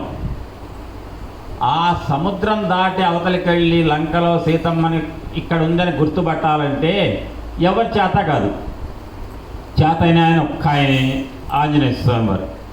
వెళ్ళాడు సీతమ్మని వెతకడానికి. వెళ్ళేటప్పుడు దండం పెట్టుకున్నాడు దేవతలందరికీ, అందరి దేవతలకు పెట్టాడు, కానీ సీతమ్మకు దండం పెట్టడం మర్చిపోయాడు. ఇవాళ మీరు ఎవరిని గుర్తుపెట్టుకొని ఆరాధన చేస్తున్నారు? సుబ్బరామయ్య సార్ ఎంత మీకు సహకరించి ఎంత మంచి మాటలు చెప్పినా సుబ్బరామయ్య సార్ చేయడానికి సహకరించినటువంటి తల్లి ఎవరు? శేషమ్మ తల్లి. కాబట్టి ఏ మగవాడైనా సరే ఈ లోకంలో ఒక మంచి పని చేయాలంటే ప్రక్కనే భార్య సహకారం లేని చేయలేడు. ఆ రకంగా సుబ్బరామయ్య సార్ యొక్క గొప్పతనాన్ని సమాజంలో 10 మందికి ఉపయోగపడేట్టు చేయాలంటే శేషమ్మ గారు కనుక నువ్వు చేయడానికి లేదు అనంటే సుబ్బరామయ్య సార్ చేయగలుగుతారా? చేయలేరు. ఎక్కిరాల కృష్ణమాచార్యుల వారు కూడా హోమియో వైద్యం చేయాలని అన్ని వీళ్ళకి తిరిగేవాడు. రాత్రి 4 తెల్లవారులో 4ంటికి వచ్చేవాట, సాయంత్రం వెళ్ళి. ఆయనకన్నా పిల్లలు ఎంతమంది? 7 పిల్లలు. ఆ పిల్లలందరూ ఇంట్లోనే ఉన్నారు. వాళ్ళని పట్టించుకోకుండా వదిలిపెట్టి వెళ్ళి ఎవరికో ఆరోగ్యం బాగాలేదంటే వాళ్ళ ఇంటికి పోయి హోమియోపతి మందు ఇచ్చి తెల్లవారుదామని వచ్చేవాట. ఏమండి పని పాట లేదా? మన పిల్లలు ఇంత ఇంట్లో ఉండగా మీరు ఆ వైద్యం చేయడానికి ఆ ఇంటికి ఇంటికి పడిపోవటం ఏంటి అని చెప్పి ఒక్క మాటగా అప్పమాంబ గారు అన్నారనుకో, కృష్ణమాచార్యులు గారు బయటకు వెళ్ళగలుగుతారా? అదే రకంగా మంగతయారు గారు కనుక భరద్వాజ్ గారిని ఏమంటే ఐఏఎస్ అయ్యారుగా శుభ్రంగా కలెక్టర్ అవుదురు కానీ మీకు ఎందుకండి ఇవన్నీ సాయి మాస్టర్ ఎందుకండి ఈ సాయిబాబా ఎందుకు అన్నారనుకో, ఆయన ఐఏఎస్ వదులుకొని ఇటు వచ్చారు భరద్వాజ్ గారు. అంటే ఐఏఎస్లో అయితే కలెక్టరు సెక్రటరీ అన్నీ అవుతారు కదా, అవన్నీ వదులుకొని మంగతయారు గారు ఏమన్నారు, అమ్మగారు స్వామివారు సాయి మాస్టర్ గారు ఏదైతే అందరికీ సాయిబాబా యొక్క దివ్యత్వాన్ని చెప్పాలి, అందరికీ తెలియజేయాలని చెప్పి ఆరాటపడుతుంటే సహకరించారు మంగతయారు గారు. శేషమ్మ గారు కూడా సుబ్బరామయ్య సారికి సహకరించారు. అనంతాచార్యుల వారికి లోకమే సహకరించింది. ఈ రకంగా ఆడవాళ్ళు ఈ లోకంలో తన భర్తకు సహకరించకపోతే ఆ మగవాడు ఏ పని చేయలేడు. అటువంటి స్త్రీమూర్తి అయినటువంటి తల్లి అయినటువంటి సీతమ్మను ఎవడో అపహరించుకుపోయాడు రాక్షసుడు. రాముడు ఏడుస్తున్నాడు, అయ్యా రామా నీ భార్య ఎక్కడుందో ఎదగడానికి మా ఆంజనేయుడు వెళ్తాడు అన్నాడు సుగ్రీవుడు. ఆంజనేయుడు వెళ్ళేటప్పుడు అందరికీ దండం పెట్టాడు, కానీ ఆంజనేయ స్వామి వారు సముద్రాన్ని దాటడానికి ఎగరడానికి ఆకాశంలో ఎగరడానికి ఆంజనేయ స్వామి వారు సిద్ధమయ్యి దండం అందరికీ పెట్టాడు. సూర్యాయ మహేంద్రాయ పవనాయ స్వయంభువే భూతేభ్యంజలిం కృత్వా చకారగమనే మతి అని సూర్యభగవానుడు గురువు గారు. ఆకాశంలో ఎవరు కనపడుతున్నాడు ఇప్పుడు ఎర్రగా? సూర్యుడు. ఆయన ఎవరికి గురువు? ఆంజనేయ స్వామి వారికి విద్యలు నేర్పిన గురువు గారట సూర్యుడు. ఆయనకు నమస్కారం పెట్టాడు, ఇంద్రుడికి నమస్కారం పెట్టాడు, తండ్రి గారు వాయుదేవుడికి నమస్కారం పెట్టాడు. కానీ అందరికి పెట్టాడు, సీతమ్మకి పెట్టలే నమస్కారం. సముద్రం దాటి వెళ్ళాడు, వెతికాడు, సీతమ్మ కనపడలే. ఆయన ఎడవటం మొదలుపెట్టాడు ఆంజనేయ స్వామి వారు. సీతమ్మ కనపడలే, ఎందుకు నా బతుకు, ఇక నేను బతకను, నేను ప్రాణం వదిలిపెడతా, ఆత్మహత్య చేసుకుంటా అన్నట్ట. వెంటనే ఆంజనేయ స్వామి వారు వెంటనే బుద్ధిమంతుడు కదా ఆయన పేరు తలుచుకుంటే చదువులు బాగా వస్తాయి. జై హనుమాన్ అనండి. జై హనుమాన్, జై హనుమాన్. శ్రీ హనుమాన్ జయ హనుమాన్ జయ జయ హనుమాన్ అనండి. శ్రీ హనుమాన్ జయ హనుమాన్ జయ జయ హనుమాన్. శ్రీ హనుమాన్ జయ హనుమాన్ జయ జయ హనుమాన్. శ్రీ హనుమాన్ జయ హనుమాన్ జయ జయ హనుమాన్. శ్రీ హనుమాన్ జయ హనుమాన్ జయ జయ హనుమాన్. శ్రీ హనుమాన్ జయ హనుమాన్ జయ జయ హనుమాన్. శ్రీ హనుమాన్ జయ హనుమాన్ జయ జయ హనుమాన్. శ్రీ హనుమాన్ జయ హనుమాన్ జయ జయ హనుమాన్. ఇప్పుడు నాకు ఒక మాట చెప్పి ఎన్నిసార్లు అనిపించాను? వేళ్ళు చూపించండి. 4, 3, 2, 4 3 కరెక్టే చెప్పండి. ఎన్నిసార్లు అనిపించా? 4 అంతేనా? ఆ అమ్మాయి చెప్పింది కాబట్టి 4 ఒప్పుకుందాం. నేను 4 సార్లు అనిపించా. ఎందుకంటే పెద్దవాళ్ళు చెప్పింది నాకు లెక్క కాదు కదా. మీరు చెప్పారు 4 సార్లు, అదే నిజం. ఎందుకో తెలుసా? ఎప్పుడైనా సరే శ్రీ హనుమాన్ జయ హనుమాన్ జయ జయ హనుమాన్ అనే మంత్రం చదివితే బుద్ధి బాగా పెరిగి మంచి మార్కులు వస్తాయి, చదువు బాగా వస్తుంది, పెద్దవాళ్ళని గౌరవిస్తారు. ఎందుకు 4 సార్లు అన్నానంటే, ఇప్పుడు నాకున్న చెప్పేగా ముందే నా సవాల్ నాకేంటంటే, ఇంతమంది పెద్దవాళ్ళు ఇంకో 200 మంది కూర్చుంటే 2 గంటలు కూర్చు చెప్తా, కదలకుండా చేస్తా. కానీ పిల్లలకి ఒక్క మాట ఎక్కినా చాలు, అది నా ఆరాటం. సాయంత్రం రేపు పొద్దున రేపు సాయంత్రం చెప్పేదంటే పిల్లలు ఉండరు కాబట్టి నా ఇష్టం. నేను ఇక భాగవతాన్ని ఏ లెవెల్లో చెప్పాలో ఆ లెవెల్లో చెప్తాను. ఇప్పుడు నాకు కావాల్సిన 2 మాటలన్నా పిల్లలకి వెళ్ళాలి. శ్రీ హనుమాన్ జయ హనుమాన్ జయ జయ హనుమాన్. చెప్పండి. అందులో జయ ఎన్నిసార్లు వచ్చింది? అందులో ఆ పిల్లలే చెప్పాలి. ఒక్కళ్ళు ఎవరు నిలబడి చెప్పండి ఎన్నిసార్లు వచ్చింది. ఇందులో ఎవరు నిలబడగలుగుతారు? ధైర్యం ఉంటే ఎవరున్నా, నేనే ఎవరో ఏమన్నాం కదా, ఒక్కళ్ళు నిలబడండి. ఎన్నిసార్లు వచ్చింది జయ? అందులో ఎన్నిసార్లు? 3 సార్లు. ఎక్కడొచ్చింది? శ్రీ హనుమాన్, అందులో జయ లేదు కదా. జయ హనుమాన్ ఒకసారి ఉంది కదా. జయ జయ హనుమాన్ ఎన్నిసార్లు ఉంది? 2. మొత్తం కలిపి 3 సార్లు. హనుమాన్ ఎన్నిసార్లు వచ్చింది? శ్రీ హనుమాన్ జయ హనుమాన్ జయ జయ హనుమాన్. అంటే జయ 3 సార్లు వచ్చింది, హనుమాన్ 3 సార్లు వచ్చింది. అట్లాంటి 3 సార్లు వచ్చిన హనుమాన్ అనే పేరుని ఎన్నిసార్లు అనిపించా? 4. 4 3 ఎన్ని? 12. ఆంజనేయ స్వామి పేరు ఎప్పుడైనా సరే 12 సార్లు అనాలట. మంత్రం అది మంత్రశాస్త్రం చెప్పే మాట. అర్థమైందా? అందుకే ఆపదామపహర్తారం దాతారం సర్వసంపదాం లోకాభిరామం శ్రీరామం భూయో భూయో నమామ్యహం. హనుమాన్ అంజనాసూను వాయుపుత్రో మహాబలః రామేష్టః ఫల్గుణస్సకః పింగాక్షో అమిత విక్రమః ఉదధిక్రమణశ్చైవ సీతా శోక వినాశకః లక్ష్మణః ప్రణదాతా చ దశగ్రీవస్య దర్పః. తర్వాత ఏంటి? ద్వాదశైతాని నామాని. ద్వాదశైతాని అంటే అర్థం ఏంటి? ఎన్నిసార్లు? ద్వాదశ అంటే ఎన్ని? 12. అంటే ఆంజనేయ స్వామికి 12 పేర్లు ఉన్నాయి. 12 పేర్లతో ఇప్పుడు నేను అన్న శ్లోకాలు. అంటే ఆంజనేయ స్వామిని ఎప్పుడన్నా పలికేట ఎన్నిసార్లు పలకాలట నామాన్ని? 12. ఒకసారి శ్రీ హనుమాన్ జయ హనుమాన్ జయ జయ హనుమాన్లో 3 సార్లు వచ్చినప్పుడు 12 రావాలంటే ఎన్నిసార్లు అనాలి? 4 సార్లు అన్నారు కదా. అటువంటి ఆంజనేయ స్వామి వారు బుద్ధిమంతుడు, ఆయనకు మించి దైవం ఈ లోకంలో లేదు కదా. ఆ ఆంజనేయ స్వామి వారిని వెంకయ్య స్వామి వారు నిరంతరం కూడా కొలిచి, ఎవరన్నా చెప్పా కదా ఒక ఆమెకు బాగా ఇబ్బందులన్నీ తొలగిపోతే డబ్బులు బాగా ఉన్నాయి ఇల్లు కట్టిస్తా స్వామి అంటే, నాకెందుకు గొలగముడు ఆంజనేయ స్వామి వారికి చుట్టుప్రాది కూడా కట్టించు అన్నారట. అంటే ఆంజనేయ స్వామి వారు అంటే వెంకయ్య స్వామి వారికి ఎంత ఇష్టం? అంత ఇష్టమైన ఆంజనేయ స్వామి వారు సీతమ్మని వెతకడానికి వెళ్తే సీత కనపడకపోతే కళ్ళమని నీళ్లు కార్చి తన ప్రాణం తీసుకుందాం అనుకున్నట్ట. కానీ వెంటనే అన్నట్ట, బ్రతికి ఉంటే బలుసాకు తినవచ్చు, ఎవరు చచ్చిపోకూడదు. ఎవరు చచ్చిపోవడానికి ఎవరికి అర్హత లేదు. భగవంతుడు మనకు పుట్టించాడు. ఎన్నాళ్ళు ఇస్తే అన్నాళ్ళు ఆయుష్ బ్రతికి చదివి పెద్దవాళ్ళని గౌరవించి సమాజంలో భగవత్ సేవ చేసి సత్సంగం చేయాలి అని చెప్పేసినట్టు ఒక మాటను అక్కడ చెప్పి రామాయణంలో ఆంజనేయ స్వామి వారు చివరికి అన్నట్ట, నేను ఎందుకు వెతకకూడదు? తప్పకుండా వెతుకుతా. కానీ ఒక తప్పు చేశా. సముద్రం అవతల ఆకాశంలోకి ఎగిరేటప్పుడు అందరికీ దండం పెట్టా కానీ ఒక్కళ్ళని మర్చిపోయా. ఎవరిని? ఆ అమ్మని, సీతమ్మని. అమ్మని మర్చిపోవటం కంటే తప్పు ఇంకొకటి లేదు. కాబట్టి అమ్మని గుర్తు తెచ్చుకొని ఇందాక మీరు అన్నారే, నమోస్తు రామాయ సలక్ష్మణాయ దేవ్యై చ తస్యై జనకాత్మజాయై. జనకాత్మజ అంటే సీతమ్మ. సీతమ్మ దండం పెట్టాడు కదా. అప్పుడు 2-3 గంటలు ఎత్తుకునేటువంటి ఆంజనేయ స్వామికి సీతమ్మ దొరకలేదు. ఒక్కసారి జనకాత్మజాయై అని సీతమ్మకి దండం పెట్టగానే సీతమ్మ కనపడిందట. అక్కడ కనపడిందమ్మ, సీతమ్మ కనపడిందని ఒక్కసారి కళ్ళు వెంట నీళ్లు ధారాపాతంగా, నాకు సీతమ్మ దర్శనమైంది, మా అమ్మ అని చెప్పి సీతమ్మకి దండం పెట్టి చెట్టు మీద కూర్చొని సీతమ్మ గురించి చూసి మొత్తం అక్కడ జరిగిన కథ అంతా వేరే. చివరికి ఆ సీతమ్మ చెట్టు కింద కనపడిందయ్యా అని చెప్పి రామచంద్రమూర్తికి చెప్పాడు ఆంజనేయ స్వామి వారు. సీతమ్మ కనపడటానికి కారణం ఏది ఉపయోగపడింది? ముందు ఏది కనపడకుండా బాధ పెట్టింది ఆంజనేయుడిని? సీతమ్మకు దండం పెట్టకపోవటం వల్ల. సీతమ్మకు దండం పెట్టిన తర్వాత ఆంజనేయ స్వామి వారికి సీతమ్మ కనపడింది. ఇప్పుడు అట్టనే మీరు కూడా శేషమ్మ గారిని, సుబ్బరామయ్య సారు మీ అందరి యొక్క బ్రతుకులను మార్చడానికి మంచి సాధన మార్గాలు చెప్పి మిమ్మల్ని అనుగ్రహించినటువంటి అవధూత అయితే, ఆ అవధూత అయినటువంటి సుబ్బరామయ్య సారి యొక్క శక్తి, సుబ్బరామయ్య సారిని వెనక ఉండి నడిపించి మీ అందరికీ కూడా మంచిని పంచిపెట్టిన తల్లి ఎవరు? శేషమ్మ. శేషమ్మ తల్లి యొక్క ఆరాధన మీరు చేసుకుంటున్నారు. అంటే ఎప్పుడైనా ఆంజనేయ స్వామి వారు సీతమ్మను చూడటానికి ఎట్లా ఆరాటపడి వెళ్ళారో, మీరు కూడా శేషమ్మ తల్లి యొక్క దివ్యమైనటువంటి అనుభూతులు, అంటే ఆ అమ్మాయి నుంచి నేర్చుకున్నటువంటి ఆ అమ్మాయి యొక్క వాత్సల్యాన్ని మీరు ఎంతో పొందినటువంటి మీరు ఆ వాత్సల్యాన్ని గుర్తు చేసుకోవడం కోసం సంవత్సరంలో ఒక రోజు ఇక్కడ కలవాలనుకున్నారు. అదే ఆరాధన. వాత్సల్యం అంటే వినండి జాగ్రత్తగా.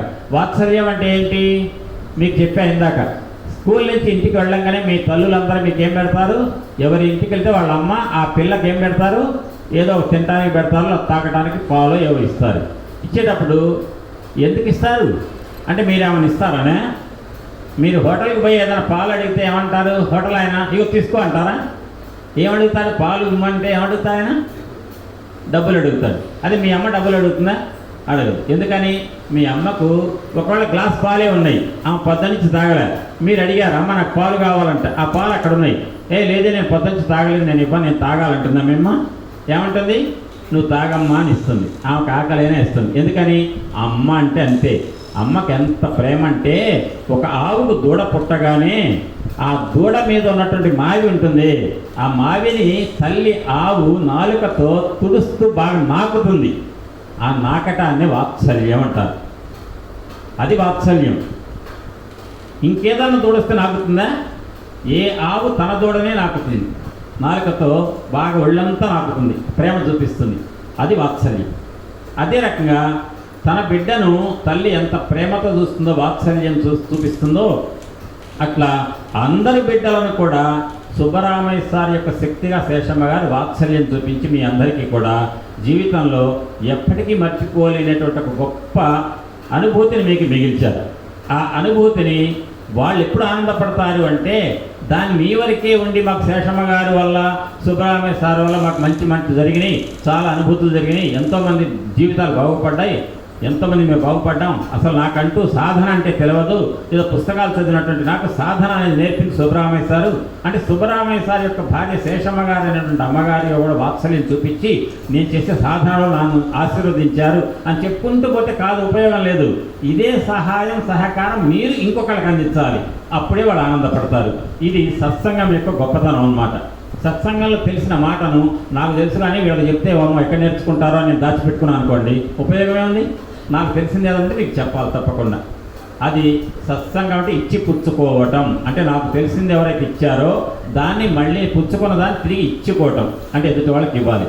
ఇదంతా ఏదైనా ఒక మాట చెప్పాలంటే ఎవరు ఇస్తున్నారు నాకు? భరద్వాజ మాస్టర్ గారు, ఎకరాల కృష్ణమాచార్యులు వారు, ఆంజనేయ స్వామి వారు, వెంకటేశ్వర స్వామి వారు, వీళ్ళు వాళ్ళు ఎప్పుడైతే అనుగ్రహించి నాకు మాట చెప్పమని ఇచ్చారో అప్పుడు మీకు చెప్పడం నా ధర్మం. ఆ రకంగా చెప్తుంటే నేను మీకు చెప్పాలన్నా, మీరు నాకు సమాధానం చెప్పాలన్నా, మీకు నాకు మధ్యవర్తి ఎవరు? మాట ఏంటి? మాట. ఆ మాట యొక్క వైభవం ఇందాక ఏం చెప్పాను నేను? ఏయురాణి నభూషయంతి పురుషం అని చెప్పా కదా. అంటే మాట ఎంత గొప్పదంటే, మనిషికి మీరు ఇవాళ శరీరంలో లేకపోయినా సరే సుబ్బరామయ్య సార్ గురించి, శేషమ్మ గారి గురించి, భరద్వాజ్ మాస్టర్ గారి గురించి మాట్లాడుకుంటున్నారంటే వాళ్ళు ఎదురుగా లేరు, వాళ్ళు మనల్ని అనలేరు. కానీ వాళ్ళ మంచి మాటలు ఏవైతే మీకు ఉపయోగపడ్డాయో అవన్నీ మీరు ఎదుటి వాళ్ళకు పంచాలని ఆరాటంతో ఆ మాటలను జ్ఞప్తికి తెచ్చుకుంటున్నారు. కాబట్టి భరద్వాజ్ మాస్టర్ గారు ఆ రోజు ఎంత ఖరీదైన లుంగి కట్టుకున్నారు, ఎంత ఖరీదైన చొక్కా వేసుకున్నారు అని అంటలా మీరు ఏమంటున్నారు? భరద్వాజ్ మాస్టర్ గారి యొక్క మాటలు, సుబ్బరామయ్య సార్ యొక్క మాటలు ఎంత గొప్ప మాటలు చెప్పారు నాకు, ఆ మాటలు వినటం వల్ల మా జీవితాలు బాగుపడ్డాయి అన్నారు. కాబట్టి మనిషిని బాగు చేశారు అంటే ఆ బాగు చేసిన పెద్ద ఆయన అవధూత మిమ్మల్ని దేని ద్వారా బాగు చేశారు? వాక్కు ద్వారా, మాట ద్వారా. ఆ మాట మనిషికి నిజమైన ఆభరణం అని చెప్తుంది ఆ శ్లోకం. అది ఆ పిల్లల కోసం చెప్తున్నాను. పిల్లలకు, చిన్న పిల్లలకి అర్థం కాకపోవచ్చు, ఒక స్థాయిలో ఉన్న పిల్లలకి అర్థం కావచ్చు. వాళ్ళ టీచర్లు అయితే వింటారు కదా, ఎందుకంటే వాళ్ళ టీచర్లు చెప్పాలి కదా వాళ్ళని దృష్టిలో పెట్టుకొని చెప్తా. అమ్మ మీ పిల్లలంతా వినండి, మీ టీచర్లు వింటున్నారు. నెక్స్ట్ తర్వాత మాట ఏంటంటే, వాక్ అయిన తర్వాత విద్య. విద్య అంటే ఏంటి? చదువు. చదువు అంటే ఏంటి? మీరు చదువుకుంటున్న పాఠాల్లో ఏమంటారో నాకు తెలియదుగా, నేను పెద్ద క్లాసులుగా నేను చెప్పేది BSc అవి చెప్తాను నేను. మీ దగ్గర ఏమైనా పాఠం ఇప్పుడు పుస్తకం చదవాలి, కానీ మీ పుస్తకాలలో ఉన్న పాఠాన్ని మీ టీచర్లు మీకు చెప్తారు.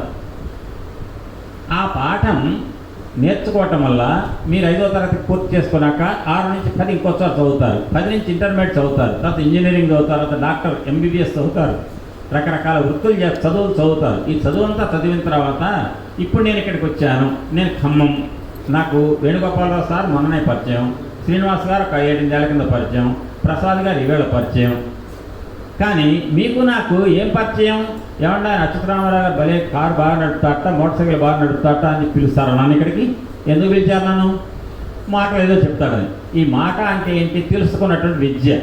ఆ విద్య ఎంత గొప్పదంటే నా ఊళ్ళోనే కాదు, వేరే ఊళ్ళో వచ్చినా కూడా నాకు విలువనిచ్చేటువంటిది. అది విలువనే కాదు, భగవంతుడి యొక్క సాక్షాత్కారాన్ని, భగవంతుడి యొక్క సన్నిధిని కూడా కలుగజేసేటువంటి ఒక పెద్ద ఆయుధం ఏది అంటే మనకి విద్య.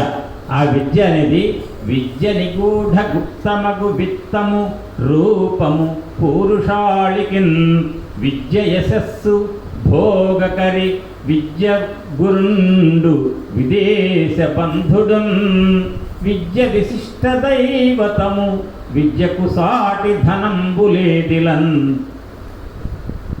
విద్య నృపాల పూజితము విద్య నిరుంగని వాడు మర్చుడే అని చెప్తుంది ఒక సుభాషితం. విద్య ఎంత గొప్పదంటే అండి, మీరు బాగా చదువుకుంటే మన ప్రాంతం కాని ప్రాంతం నేను వచ్చా, ఖమ్మం నాది, మీ ఎవ్వరు నాకు ఇందులో ముగ్గురు తప్ప ఎవరు తెలియదు. కానీ నన్ను చూడగానే నన్ను ఎందుకు గౌరవిస్తారు మీరు? నేను చెప్పే మాటలు మంచిగా ఉంటాయేమో అని. అంటే నేను నేర్చుకున్న మాటలు. మిమ్మల్ని నేను ఎందుకు గౌరవిస్తా, మిమ్మల్ని ఎందుకు అభిమానిస్తా, గౌరవిస్తా? అమ్మ వెంకటేశ్వర స్వామి వారి దగ్గర మీరు ఇంత ఇచ్చేస్తున్నారు. శేషమ్మ గారు, సుబ్రహ్మణ్య సార్ ఏనాడో చెప్పినటువంటి మాటలతో బాగుపడిన వాళ్ళు కృతజ్ఞతతోటి వాళ్ళు గుర్తు చేసుకొని పెద్దవాళ్ళని ఆరాధిస్తున్నారు అంటే ఆరాధించేవాళ్ళు ఎంత గొప్పవాళ్ళు అని చెప్పి నేను అనుకుంటా. నేను ఏమైనా మంచి మాట చెప్పాను అనుకోండి, ఆయన భలే చెప్పాడు మాట అంటారు. ఇవన్నీ చెప్పాలి అంటే జ్ఞానం కావాలి. ఆ జ్ఞానమే విద్య. ఇప్పుడు నేను చెప్పే మాట మీకు అర్థమవుతుంది కదా. ఏదన్నా నేను అన్నానంటే అనిపించినప్పుడు మీకు కనుక నా బుర్రలు నాటుకొని కనుక మీరు అంటే ముందు మీకు అది ఎంత ఉపయోగపడుతుందంటే భగవంతుడి యొక్క అనుగ్రహం, ఆశీస్సులు మీకు వస్తాయి. అయితే ఇక్కడ మీకు చెప్పాను, భారతీయ సాంప్రదాయంలో ఇవాళ వీళ్ళు చేస్తున్నటువంటి ఈ కార్యక్రమాన్ని అదే రామాయణంలో ఆంజనేయ స్వామి వారు ఇంకొక వారం మంగళవారం మొదట్లో నేను చెప్పాను మీకు, సుబ్బరామయ్య గారు అంటే సుబ్రహ్మణ్య స్వామి, శేషమ్మ గారు అంటే ఆదిశేషు సుబ్రహ్మణ్య స్వామి, మంగళవారం కుజగ్రహం సంబంధించింది, మంగళవారం నాగేంద్రుడు సంబంధించింది. అనంతార్యుల వారి యొక్క అనంతాచార్యుల యొక్క కుమారుడైన భరద్వాజ గారు మీ అందరినీ కూడా ప్రచోదనం చేసి ఈ మార్గంలో పెట్టారు. అనంతాచార్యుడు అంటే అనంతుడు అంటే ఎవరు? నాగదేవత. అంటే ఇక్కడ మొత్తం నాగమయమే. ఆ నాగమయమైనటువంటి మంగళవారం నాడు, మంగళవారానికి అధిదేవత మళ్ళీ ఎవరైనా ఆంజనేయ స్వామి వారు. ఆ మంగళవారం నాడు పుట్టలో ఆయన, శనివారం నాడు పుట్టాడు ఆంజనేయ స్వామి వారు. కానీ మంగళవారం అంటే ఆయనకి ఇష్టం. ఆయనట సముద్రం దాటి వెళ్ళడానికి ప్రయత్నం చేస్తుంటే, జాగ్రత్తగా వినండి, సముద్రం దాటాలని వెళ్ళాడు, పైకి ఎగిరాడు, ఆకాశంలో విమానం ఎగిరినట్టు. ఎగిరి కాస్త ముందుకు వెళ్ళగానే ఒక పెద్ద పర్వతం అడ్డం వచ్చిందట. వెంటనే ఆంజనేయ స్వామి వారు అనుకున్నట్ట, నేను సీతమ్మను చూడటానికి లంక పోతుంటే రాక్షసుడు ఒక పర్వతంలాగా అడ్డం వచ్చాడని ఒక నెట్టాట వక్షస్థలంతో. నెట్టగానే ఆంజనేయ స్వామి వారికి వక్షస్థలం తగలగానే పర్వతం ఒక గీరాట వేసిందట. వెంటనే పర్వతం మనిషిగా మారాట.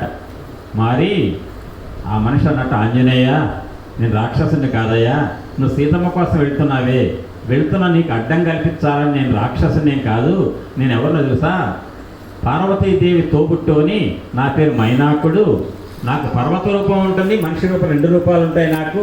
ఎందుకంటే దివ్యమైన వృక్షాలకు మనిషి రూపం, స్థావర రూపం, జంగమ రూపం 2 రూపాలు ఉంటాయి. నాకు మనిషి రూపంలో వచ్చా నీకు నమ్మకం కలగటానికి నీకు నేను సహాయం చేయాలయ్యా అన్నట్ట. ఎందుకు చేయాలి అని అంటూ చెప్తాడు, ఉపన్యాసం చెప్తాడు అక్కడ. ఎవరు? ఆ పర్వతం. ఆ పర్వతం ఎవరని చెప్పా? మైనాకుడు. ఏమన్నాడంటే, భారతీయ సాంప్రదాయంలో ఎవరన్నా కనుక సహాయం చేస్తే, మనకు ఏదన్నా ఇచ్చారనుకోండి, అటు వెళ్తున్నాం, ఏమండి ప్రసాద్ గారు కొంచెం నాకు మంచినీళ్ళు కావాలండి అని అంటానంటే, ఇచ్చారనుకోండి, తాగి వెళ్ళిపోయా ఏమి ఇచ్చావా అంటానా? ఏమంటాను నేను? ఏమంటారు మీరు ఇంగ్లీష్లో? ఏమంటారు చెప్పమ్మా? ఏంటి? థ్యాంక్స్ అంటాం, అంతే కదా. అంటే మన ధర్మం, మనకి మనిషిగా పుట్టారు కాబట్టి ఎవరైనా సహాయం చేస్తే థ్యాంక్స్ అంటాం, అంతే. దానికి కృతజ్ఞత అంటారు, అంతే కదా. కృతే చ ప్రతికర్తవ్యం ఏష ధర్మ సనాతన సోయం తత్ప్రతికారార్థి త్వత్త సమ్మానమర్హతి అంటుంది రామాయణం. ఏం చెప్తుందంటే, అన్నట్ట మైనాకుడు అనే పర్వతం ఒక సహాయం ఎవరైనా చేస్తే, ఇప్పుడు మీరు మీ టీచర్ గారు పాఠాలు చెప్పారు, మంచి మార్కులు వచ్చినాయి, మిమ్మల్ని మంచి చదివే అమ్మాయి బాగా వచ్చినాయి మార్కులు అనగానే ఏమంటారు మీరు? టీచర్ గారు థ్యాంక్స్ టీచర్ గారు, మీరు చెప్పబట్టే కదా ఇవన్నీ వచ్చినాయి అంటారు. ఇవాళ గురువు గారికి మీరు ఇవన్నీ చేస్తున్నారు, ఆరాధన అమ్మవారికి చేస్తున్నారంటే ఎందుకు చేస్తున్నారు? అమ్మవారు ఆనాడు శేషమ్మ గారు, సుబ్బరామయ్య సార్ మీకు ఏదో మంచి మాటలు చెప్పండి, మీరు బాగుపడేటువంటి స్థితి వచ్చిన దానికి ఇవాళ ఏం తీర్చుకుంటున్నారు? మీరు రుణం తీర్చుకుంటున్నారు. రుణం తీర్చుకోవటాన్ని ఏమంటారంటే కృతజ్ఞత అంటారు. ఏమంటారు? కృతజ్ఞత. ప్రతి మనిషికి ఉండవలసింది ఏదట? కృతజ్ఞత ఉండాలి. కృతజ్ఞత అర్థమైందండి? ఉండకూడదు ఏది అంటే కృతజ్ఞత. ఏది ఉండకూడదు? కృతజ్ఞత అంటే ఏంటి తెలుసా? చేసిన మేలు మర్చిపోయి వాడికి ద్రోహం చేస్తాం మనం. అంతకు మించిన పాపం ఇంకోటి లేదట లోకంలో. దాన్ని ఏమంటారు? కృతజ్ఞత. పిల్లలు అనండి, కృతజ్ఞత అనండి. కృతజ్ఞత అంటే థ్యాంక్స్. థ్యాంక్స్. అదే చేసిన మేలు మర్చిపోయి వాళ్ళకి ద్రోహం చేస్తే దాన్ని ఏమంటారు? కృతజ్ఞత. అది చేయకూడదు. మనం ఈ పనులన్నీ ఎందుకు చేస్తున్నాం తెలుసా? శాస్త్రం ఏం చెప్తుందో, చిత్తస్య శుద్ధయే కృతజ్ఞస్య నివృత్తయే అంటుంది శాస్త్రం. అంటే మన మనస్సట చిత్తం శుద్ధి కావాలి. వెంకటేశ్వర స్వామి వారి మాట, భరద్వాజ మాస్టర్ గారి మాట, అసలు మాటలోకి వస్తా. ఇప్పుడు రావడానికి నాకు అంతా అడ్డం వస్తుంది ఎవరు? వాళ్ళు. ఆ పిల్లలే కనుక ఈ పూట అడ్డం లేకపోతే ఈ పాటికి చాలా మాటలు వచ్చే భాగవతంలో. వాళ్ళ కోసం నేను కంట్రోల్ అవ్వాల్సి వస్తుంది. అర్థం లోపల చిత్తంలో మనస్సులో పిల్లకి ఏముంటుందండి? వాళ్ళ చిత్తం ఎప్పుడు శుద్ధిగానే ఉంటుంది. ఎప్పుడు వస్తుంది? 15 ఏళ్ళు దాటితే 10th క్లాసులో ర్యాంక్ వచ్చే దగ్గర నాకంటే వాడికి ఎక్కువ వచ్చిందా అని మొదలవుతుంది. కానీ ఇప్పటివరకు ఆ ర్యాంకుల మీద గోల వాళ్ళకు ఉండదు కదా. కాబట్టి వాళ్ళలో ఈర్ష్యలు ఉండవు. అందరు పిల్లలు ఎవరున్నా నాకు పడిన వాళ్ళు ఉన్నారు, ఒక అమ్మాయి ఇంకొక అమ్మాయి నాకు పడింది ఉంది అంటారా? ప్రతి వాళ్ళు స్నేహితులే కూర్చుంటారు. అంతేగాని 10th దాటితే మాత్రం వాడంటే నాకు పడదు ఈ గ్రూప్, ఏ గ్రూప్ ఆ గ్రూపే, ముగ్గురు వీళ్ళ గ్రూపు వాడ గ్రూప్ అట్ట. అంటే ఈ మనస్సులో ఉన్నటువంటి కక్షలు, కార్పణ్యాలు, ద్వేషాలు, రాగాలు అనే వాడు నాకు ఇష్టం రాగం, వీడు నాకు పడదు ద్వేషం. రాగము ద్వేషం అనేటువంటి చీకటితో ప్రతి మనిషి కొట్టు మిట్టాడుతుంటాడు. మాకు శివరత్నం గారు ఇందాక తీసుకెళ్ళి లోపల చూపించారు. ఖచ్చితంగా లోపలికి వెళ్ళండి. మొత్తం ఎదురుగా దాని ఏం రాసింటుంది? ఏం రాసింది అక్కడ ఎదురు? ఏం రాసింది పైన? మాయ మనల్ని తనంతట తానుగా దాటనివ్వదట, సాధన ద్వారా మాత్రమే దాటాలి. అదే వెంకటేశ్వర స్వామి వారు ఏమన్నారు? ఆశ పోయినాయి, అన్నీ అవే పోతాయి, అన్నీ అవే పోతాయి, అన్నీ అవే చిక్కుతాయి. అర్థం కదా? అంటే ఆశ, ఈ రెండింటి మీద మాట్లాడుకుందాం. అది మాట్లాడే ముందు నేను మర్చిపోతే గుర్తు చేయండి. ఆ ఎదురుగా మాయ అంటే ఏంటి, మాయ అంటే ఏంటి, తర్వాత ఆశ వదులుకో, అన్నీ అవే వస్తాయి, పోవలసినవి పోతాయి, రావాల్సినవి వస్తాయి. కానీ మనం వదులుకోవాల్సింది ఏది? ఆశ వదులుకోవాలి. అది వెంకటేశ్వర స్వామి వారి మాటే కదా. ఆ మాట గురించి మాట్లాడే ముందు కృతజ్ఞత, కృతజ్ఞత. ఆంజనేయ స్వామి వారు వెళ్ళేటువంటి మార్గంలో పర్వతం కనపడగానే ఆంజనేయ స్వామి వారు ఏమనుకున్నారు? సీతమ్మని వెతకడానికి వెళ్తుంటే నేను రామయ్యకు ఆనందం కల్పించాలి, సీతమ్మ ఉందని చెబుదామని ప్రయత్నం చేస్తుంటే రాక్షసుడు ఒకడు వచ్చి పర్వత రూపంలో వచ్చి నాకు తగులుతాడా అన్నాడు. వెంటనే పర్వతం మనిషిగా మారి, స్వామి ఆంజనేయ, నేను రాక్షసుని కాదయ్యా, మైనాకుడిని అన్నాడు. మరి నీకేం పని ఇప్పుడు? నేను సీతమ్మని వెతకడానికి వెళ్తుంటే ఈయనకేం పని అండి అంటే అంటాడు ఒక మాట, ఆంజనేయ, ఒకప్పుడు పర్వతాలకు రెక్కలు ఉండేవి, రెక్కలన్నీ పెట్టుకొని ఎగురుతుండేవి పర్వతాలు, ఇష్టం వచ్చిన చోట వాలేవి. ఆ వాలినప్పుడు పర్వతం కింద వేల మంది మనుషులు చితికిపోయి చచ్చిపోయేవాళ్ళు. అప్పుడు దేవతలంతా మొరపెట్టుకున్నారట దేవేంద్రుడికి, ఇంద్ర, దేవేంద్ర, ఎట్టయ్యా పర్వతాలకు రెక్కలు ఉండటం వల్ల ఇష్టం వచ్చినట్టు ఎగురుకున్నాయి ఆకాశంలో, ఎక్కడ పడితే పడుతున్నాయి, మానవులు దేవతలు చాలా మంది చచ్చిపోతున్నారు దానికి చితికంటే. ఓహో, వీళ్ళ పని ఇట్టుందా అని పర్వతాలకు రెక్కలు నరకడానికి వజ్రాయుధం తీసుకుని నరకటం మొదలుపెట్టాట ఇంద్రుడు. నరుకుతూ ఉంటే ఒక్కొక్క పర్వతం నరుక్కుంటూ బయట రెక్కలు ఈ మైనాకుడు దగ్గరికి వచ్చిందట. వజ్రం పెట్టిన రెక్కే వంతు రాగానే వెంటనే మైనాకుడు ప్రార్థన చేశాట భగవంతుడిని. వెంటనే వాయుదేవుడు వచ్చేసి వాయు వేగంతో పట్టుకుపోయి మైనాకుడిని సముద్రంలో అడుగుని దాచిపెట్టాట. ఆ రకంగా రెక్కలు నరకకుండా తప్పించుకున్నాడు. రెక్కలు పోకుండా తప్పించుకున్న ఆయన ఎవరు? మైనాకుడు. ఎవరి సహాయంతో? వాయుదేవుడి సహాయంతో. నరకడానికి వచ్చిన ఆయన ఎవరు? దేవేంద్రుడు వజ్రాయుధం. అప్పుడు అన్నట్ట సముద్రుడు అన్నట్ట, ఏమయ్యా అందరికీ నరకాలి, నరుకుతూ ఉంటే ఈయనొక్కడిని ఆఫ్ చేసి నా దగ్గర దాచిపెట్టావు, ఒక దొంగని తెచ్చి మా ఇంట్లో దాచిపెడితే ఆ పోలీసు ఆయన వచ్చి పట్టుకుంటాడా లేదా? పోలీసు ఆయన ఎవరు? నరకడానికి వచ్చాయన దేవేంద్రుడు. ఇక్కడ దాచిపెట్టింది ఎవరు? వాయుదేవుడు. ఎవరిని? మైనాకుడిని. ఎక్కడ? సముద్రంలో. అంటే దొంగకు ఆతిథ్యం ఇచ్చింది దాచిపెట్టుకుంది ఎవరు? సముద్రం. అప్పుడు దాన్ని ఎవరైనా రేపేమని అంటే ఎట్లా అంటే ఏం లేదు, సముద్రంలో అడుగున గర్భంలో పాతాళ లోకంలో రాక్షసులు పైకి వస్తున్నారు, మాట్లాడితే రాకుండా ద్వారానికి అడ్డంగా పెట్టేసాయి మైనాకు పర్వతాన్ని. దేవేంద్రుడికి అని చెప్తాం అంటే, దేవేంద్ర మైనాకుడు తీసుకుపోయి అక్కడ పెట్టానయ్యా, రాక్షసులు పైకి రాకుండా పాతాళ లోకంలో నుంచి ఈయన అడ్డం ఉంటాడు ఎప్పుడు అంటే, ఆహా అట్టయితే ఉండమను, నేను నరకంలే అంటాట. అట్ట చెబుదాంలే అనుకొని దాచిపెట్టారు. ఆ రకంగా మీ నాన్నగారు వాయుదేవుడు. ఎవరు నాన్నగారు? ఆంజనేయ స్వామి వారికి తండ్రి ఎవరు? వాయుదేవుడు. ఆయన ఆనాడు నాకు సహాయం చేశాడు. మరి సహాయం చేసిన వాడికి ఏం చేయాలి? మళ్ళీ కృతజ్ఞత చెల్లించుకోవాలి. ఇప్పుడు మీ ఇంటికి వస్తాను, మీరు నాకు టిఫిన్ పెట్టారు, చేతులు కడుపుని ఏం పెట్టా, ఎందుకు పెట్టారు అని చెప్పి మీ మీద కసురుకుంటానా? బాగుందా, సంతోషం అండి. టీ అంటే వద్దండి, టీ వద్దులేండి, ఎందుకంటే ప్రయాణం చేయాలి కదా అని చెప్పేసి అంట. మర్యాదగా మాట్లాడాలి, సంతోషంగా అమ్మ మీరు టిఫిన్ పెట్టినంత సంతోషం, కృతజ్ఞత, థ్యాంక్స్ అంట. అంతే కదా? అట్టనే ఈయనకి ఎప్పుడో దేవేంద్రుడు నరుకుతుంటే అడ్డపడి వాయుదేవుడు సముద్రంలో దాచిపెట్టినందుకు కృతజ్ఞత తీర్చుకోవడానికి ఇప్పుడు టైం వచ్చిందట. ఎవరికి? మైనాకుడికి. అందుకని నేను తీర్చుకోవడానికి వచ్చా అని. నేను ఒక్కనే కాదయ్యా, నన్ను దేవేంద్రుడు నరుకుతుంటే రెక్కలు నన్ను వాయుదేవుడు తీసుకొచ్చి మీ నాన్నగారు తీసుకొచ్చి దాచిపెడితే తన దగ్గర దాచిపెట్టుకోవడానికి ఒప్పుకున్న ఆయన ఎవరు? సముద్రుడు. సముద్రం అనేవాడు అట్ట ఆయన కూడా రెడీ అవుతున్నాడు, నేను కూడా కృతజ్ఞత తీర్చుకోవాలి. ఎందుకు? సముద్రం ఏర్పడటానికి కారణం ఏంటంటే సగరుడు అనే చక్రవర్తి యొక్క తపో సాధన వల్ల ఏర్పడ్డాయి సాగరాలు. ఆ సగరుడు అనేటువంటి చక్రవర్తి ఏ వంశానికి చెందినవాడు? ఇక్ష్వాకు వంశం. ఆ ఇక్ష్వాకు వంశంలో ఈనాడు పరిపాలిస్తున్న రాజు ఎవరు? దశరథ మహారాజు చనిపోయాడు, రామచంద్రమూర్తి. కాబట్టి ఇక్ష్వాకు వంశంలో ఉన్నటువంటి సగర చక్రవర్తి యొక్క తప ఫలితంగా ఏర్పడ్డ సాగరమైన సముద్రుడు మా ఉనికికి మేము ఏర్పడటానికి కారణమైందే ఇక్ష్వాకు వంశానికి చెందిన సాగరుడు సగర చక్రవర్తి. కాబట్టి ఇక్ష్వాకు వంశంలో ఎవరో ఒకరికి సహాయం చేసి మేము కృతజ్ఞత తీర్చుకోవాలి, దానికి వాళ్ళు దొరికావు. మరి ఇక్ష్వాకు వంశానికి ఆంజనేయుడికి సంబంధం ఏంటి చెప్పండి? ఆంజనేయుడికి మధ్యలో సహాయం చేయాలి, కృతజ్ఞత చెల్లించుకోవాలని చూస్తున్నాడు మైనాకుడు. ఏం చెప్పండి? సాగరుడు ఏర్పడింది, సాగరం ఏర్పడింది ఎవరి వల్ల? సగరుడు వల్ల. సగరుడు ఏ వంశం వాడు? ఇక్ష్వాకు వంశం వాడు. ఆంజనేయుడి వంశం ఇక్ష్వాకు వంశం కాదు కదా. మరి అయితే ఆంజనేయ స్వామి కృతజ్ఞత చెల్లించుకోవడం అని చెప్పండి ఎందుకు? ఎందుకంటే ఆయన ఎవరిని వెతకడానికి వెళ్తున్నాడు? ఎవరిని ఆనందపరచాలని? రాముని. రాముడు ఏ వంశం? ఇక్ష్వాకు వంశం. కాబట్టి ఇక్ష్వాకు వంశంలో పుట్టిన రామచంద్రమూర్తి సంబంధించినటువంటి ఒక ఘనకార్యం సీతమ్మని వెతకడానికి వెళ్తున్నావు కాబట్టి నీకు కనుక సహాయం చేస్తే మేము ఆనాడు మా ఉనికికి ఏర్పడ్డ సగర చక్రవర్తికి నీకు కృతజ్ఞత చెల్లించుకున్నట్టే. అంటే మనకు ఎవరన్నా సహాయం చేస్తే జాగ్రత్తగా వినండి, ఎవరన్నా మనకు సహాయం చేస్తే మనం ఏం చేయాలి? మనం అవకాశం వచ్చినప్పుడు మళ్ళీ ఏం చేయాలి? సహకారం మళ్ళీ చేయాలి, అంతే కదా. ఎవరన్నా మనకు సహాయం చేస్తే మనం తిరిగి మళ్ళీ సహకరించాలి.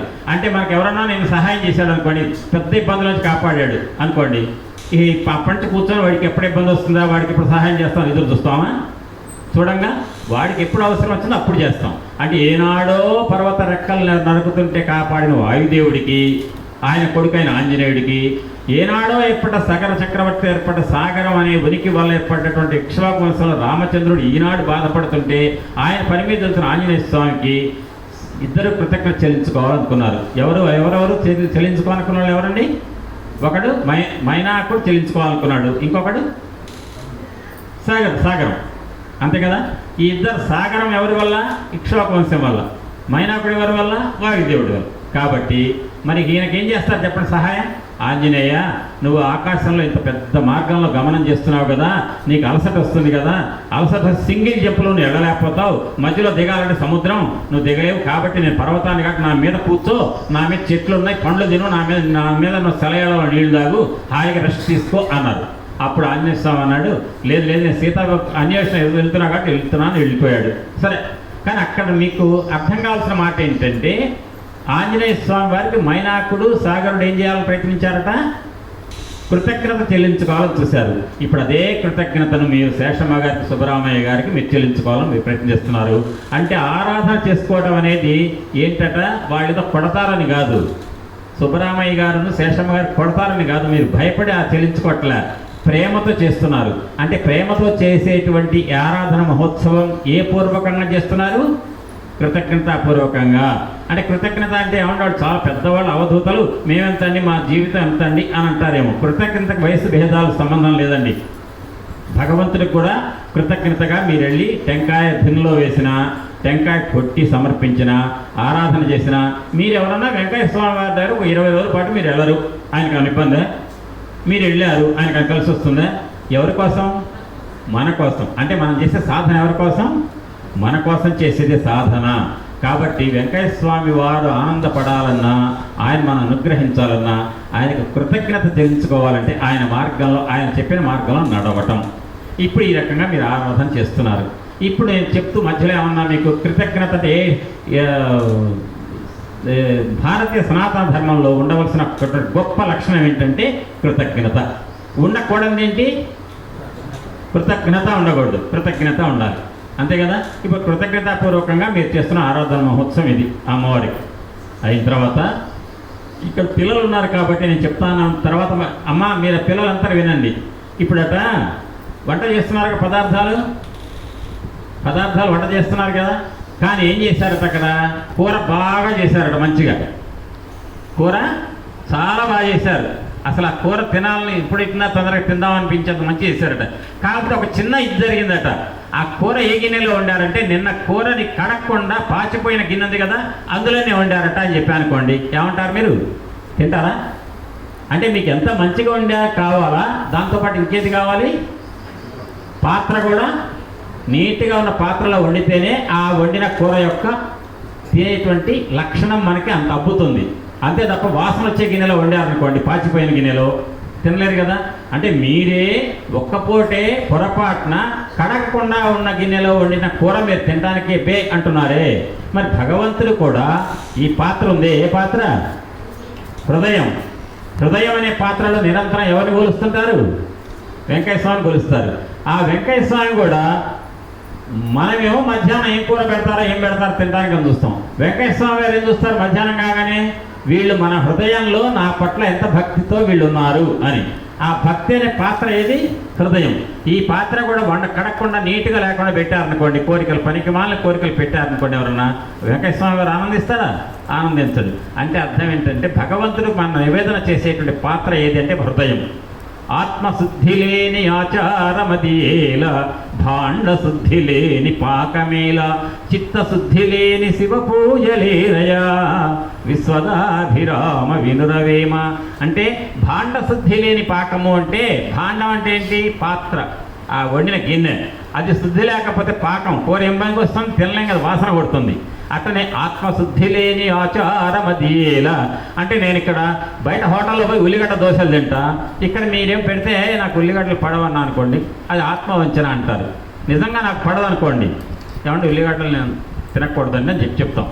ఉన్న నిజం చెప్పాలి, ఆ ఆత్మవంచన చేసుకోకూడదు, ఉన్నది ఉన్నట్టు చెప్పాలి. చిత్తశుద్ధి లేని శివ పూజలేరయా. శివ పూజ అంటే, శివ అంటే ఏంటి? నేను నాకు గుర్తొచ్చింది, నాకు నవ్వు వచ్చింది. నేను రైల్వే స్టేషన్ దిగానే రైలు దిగానే ఇద్దరు కనపడ్డారు. ఎవరు? ఒకళ్ళు శివరత్నం, ఇంకోళ్ళు శ్రీనివాస్. శివ అంటే ఎవరు? పరమేశ్వరుడు. శ్రీనివాస్ అంటే ఎవరు? విష్ణుమూర్తి. అంటే ఆ ఇద్దరిని పంపించారు వెంకయ్య స్వామి గారు. అంటే అర్థం ఏంటంటే శివుడికి విష్ణువుకి భేదం లేదు, ఇద్దరు కలిసి వచ్చారయ్యా అని చెప్పి ఎప్పుడు కూడా శివుడు కేశవుడు అని ఇద్దరిని ఒకటే అని భావించేవాడు ఎవరంటే వాళ్ళ కాళ్ళకు మొక్కుతారు. శివుడు దేవుడు, రాముడు కాదు, రాముడే దేవుడు, శివుడు కాదు అని అంటే అది మహాపాపం. ఈ రెండు కాళ్ళలో ఏ కన్ను బాగుండాలి? ఏ కన్ను బాగుండాలని కోరుకుంటారు? రెండు కళ్ళు బాగుండాలని కోరుకుంటారుగా. అట్లనే శివుడు కేశవుడు రెండు కళ్ళు లాంటి వాడు. అర్థమైందా? సూర్యుడు బాగా వెలుగిస్తాట పగలల్లా, రాత్రి కూడా చంద్రుడు ఒక 2 ఏళ్ల పాటు రాడట. అసలు మీకు ఇష్టమా? 15 రోజులు కాగానే తగ్గుకుంటూ పోయిన చంద్రుడు మళ్ళీ 15 రోజులు పెరుగుకుంటూ పోతాడు, చంద్రకళలు పెరుగుతాయి. ఆ సూర్యుడు చంద్రుడు ఎట్లనో అది లోకానికి 2 కళలు లాంటివి. ఆ సూర్యుడు అంటే ఎవరండి? రామయ్య. చంద్రుడు అంటే ఎవరంటే ఆ చంద్రవంశంలో పుట్టి సీతమ్మ. అంటే రాముడు సీత ఒకటే, శివుడు కేశవుడు ఒకటే అనేటువంటి అభేదం చూడాలి అన్నట్టుగా నాకు వాళ్ళిద్దరు వచ్చారు. ఇప్పుడు ఒక మాట వినండి జాగ్రత్తగా. నేను ఇప్పుడు చెప్పేది ఇంకా భాగవతంలోకి రాలేదు, సత్సంగం మాత్రమే. ఏం చెప్పాను మీకు? సత్సంగం అంటే నిరంతరము మీ మనస్సు ఇష్టం వచ్చినట్టు ఎటు పడితే అటు పోతుంటుంది. ఎటు పడితే అటు పోయే మనస్సు పోకుండా మొత్తం లాగి ఒకవైపే పెట్టాలి, సత్తుతో ఉండాలి. సత్ ఎవరు? భరద్వాజ మాస్టర్ గారు, సుబ్బరామయ్య సారు, శేషమ్మ గారు, వెంకయ్య స్వామి గారు, సాక్షాత్ తిరుపతి వెంకన్న. ఇవన్నీ భగవత్ తత్వాలే, గురు తత్వాలు. ఆ తత్వాల పట్ల మన మనస్సు లగ్నమై ఉండటాన్ని ఎవరంటారు? దాన్ని సంగమించడం అంటారు, కలిసి ఉండటం. సంఘం దేంతో సంఘం? సత్తుతో సంఘం. సత్ అంటే ఏది? భగవత్ తత్వం, నిరంతరం ప్రకాశించేది. జాగ్రత్తగా వినండి, ఒక్క మాట చెప్పిన గొప్ప మాట. ఇప్పుడు మీరు మాట్లాడిన పూలమాల వేయంగానే ఏమన్నారండి మీరు? వాసుదేవ. వాసుదేవ అంటే ఏంటి తెలుసా మీకు? వాసుదేవ అంటే చెప్పండి ఎవరన్నా. వాసుదేవ అంటే ఏంటంటే అన్నిట్లో ఉండాలి. అంటే వాసుదేవుడు అనగానే ఎవరు గుర్తొస్తారు మనకి? కృష్ణుడు. ఎందుకని? కృష్ణుడు తండ్రి పేరు ఏంటంటే వసుదేవుడు. వసుదేవుడు కొడుకు కాబట్టి కృష్ణుడు ఏమన్నారు? అనే పిల్లలు మీరంతా అనండి, వాసుదేవ వాసుదేవ వాసుదేవ. అంటే వసుదేవుడి యొక్క కొడుకు కాబట్టి వాసుదేవుడు అన్నారు. నిజంగా వసుదేవుడి కొడుకు కాదండి. అక్కడ వసించి దీపించేవాడు వాసుదేవుడు. ఏంటండి? వసించి దీపించడం. వసించడం అంటే ఏంటి? నివసించడం. నివసించడం అంటే ఉండటం. ఎక్కడుండి? ప్రతి మనిషి యొక్క మనస్సులలో హృదయాలలో కూడా ప్రకాశిస్తూ నిరంతరం ఉండేవాడు. మనిషి బ్రతికున్నంతసేపు మనిషి లోపల ఏమున్నట్లు లెక్క? మనిషి బ్రతికి ఉన్నంతసేపు ఏముంటుంది? మనిషి లోపల ఏముంటుంది? ఆత్మ. అంటే ఏంటి? ఏ రూపంలో ఉంటుంది? ప్రాణశక్తి రూపంలో. ప్రాణశక్తి, ఆ ప్రాణశక్తి ఆత్మ. ఆ ప్రాణశక్తి ఏదైతే ఉంటుందో ప్రతి మనిషి జీవంతో ఉన్నటువంటి బ్రతికి ఉన్న ప్రతి మనిషిలో కూడా నిరంతరం ఉండి ప్రకాశిస్తుంది. మీరందరూ ఒక్క మాట చెప్పండి. ఇప్పుడు నేను మెడలో వేశారు, ఈ రంగు ఏంటంటే ఏం చెప్తారు? ఇది గోల్డ్ స్పాట్ రంగు. ఇది కాదు, ఇది ఎల్లో అనేవాళ్ళు ఎవరున్నారా? ఎవరన్నా ఇది గోల్డ్ స్పాట్ రంగే కదా? దేంతో చెప్పగలిగారు? మీ అందరూ ఒక్కసారి కన్ను మూసుకోండి, అందరూ కళ్ళు మూసుకోండి అని చెప్పి ఎక్కడో ఒకసారి చేయి పెడతా, ఈ కలర్ ఏదని చెప్తారా? అంటే మీరు కలర్ చెప్పగలిగారంటే దేని ద్వారా? కళ్ళు ద్వారా. కానీ కళ్ళు ఒకటే కనుక అయితే ఏమండి, కళ్ళు ఒకటే అయితే ఇక అనకూడదు, ఒక మాట ఇక్కడ అనకూడదు, అనను. కన్ను ఒక్కటే ఉంటే సరిపోతుందా? ఆ కంటిని ప్రకాశింపచేసి చూడటానికి తగిన శక్తినిచ్చేది ఎవరు? కంటిని ప్రకాశింపచేసి చూసేటువంటి శక్తినిచ్చేది ఎవరు? ప్రాణశక్తి. కాబట్టి ప్రాణంతో బ్రతికి ఉన్నవాడు మాత్రమే చెప్పగలుగుతాడు ఏ రంగాన్ని ప్రశ్న అడిగితే, అంతేనా? కాబట్టి ప్రాణం ప్రధానం. ఆ ప్రాణం ప్రతి మనిషిలో కూడా రంగు చూసినా మాట విన్నా ప్రతి మనిషి వింటున్నారు. ఇప్పుడు నేను వాసుదేవ అనగానే అందరూ అన్నారా? ఎందుకని? మీ వాసుదేవ నేను అనగానే మీ కళ్ళకి ఏమన్నా వాసుదేవ అనాలని వినపడిందా? దేనికి వినపడింది? చెవులకు. మీరు అనాలి, దేంతో అన్నారు? నోటితో. కాబట్టి నోటితో పలికినా, చెవితో విన్నా, కంటితో చూసినా, ముక్కుతో వాసన చూసినా ఈ ముక్కు కన్ను చెవులు కాదని చేసేది. లోపల ఉంది ఎవరు? ప్రాణశక్తి ద్వారా చేస్తున్నారు. ఆ రకంగా ప్రతి మనిషికి కూడా లోపల ఉండి ప్రకాశిస్తూ ఈ ఇంద్రియాలు పనిచేసేట్టుగా చేసేటువంటి శక్తి ఏదైతే లోపల ఉందో దాన్ని వసించి దీపించటం అంటారు. అర్థమైందా? వసించి దీపించడం అనే ప్రతి మనిషిలో ఎవరైతే చైతన్యం ఉందో ప్రాణశక్తి, అది వాసుదేవ. కాబట్టి వాసుదేవ అనగానే ఎవరు గుర్తు రావాలి మీకు? ప్రతి మనిషిలో ఉన్న ప్రాణశక్తి గుర్తు రావాలి. అది వాసుదేవ అంటే. అర్థమైంది కదా? ఇప్పుడు చెప్పండి, లోపల ఎదురుగా కనపడంగానే ఏం చెప్పానండి? మాయ ఒకటి ఉంది, తనంతట తను దాటనివ్వదు, కానీ సాధన ద్వారా మాత్రమే దాటనిస్తుంది, మాయను దాటగలుగుతారు అన్నారు భరద్వాజ మాస్టర్ గారు. అంటే అర్థం ఏంటది?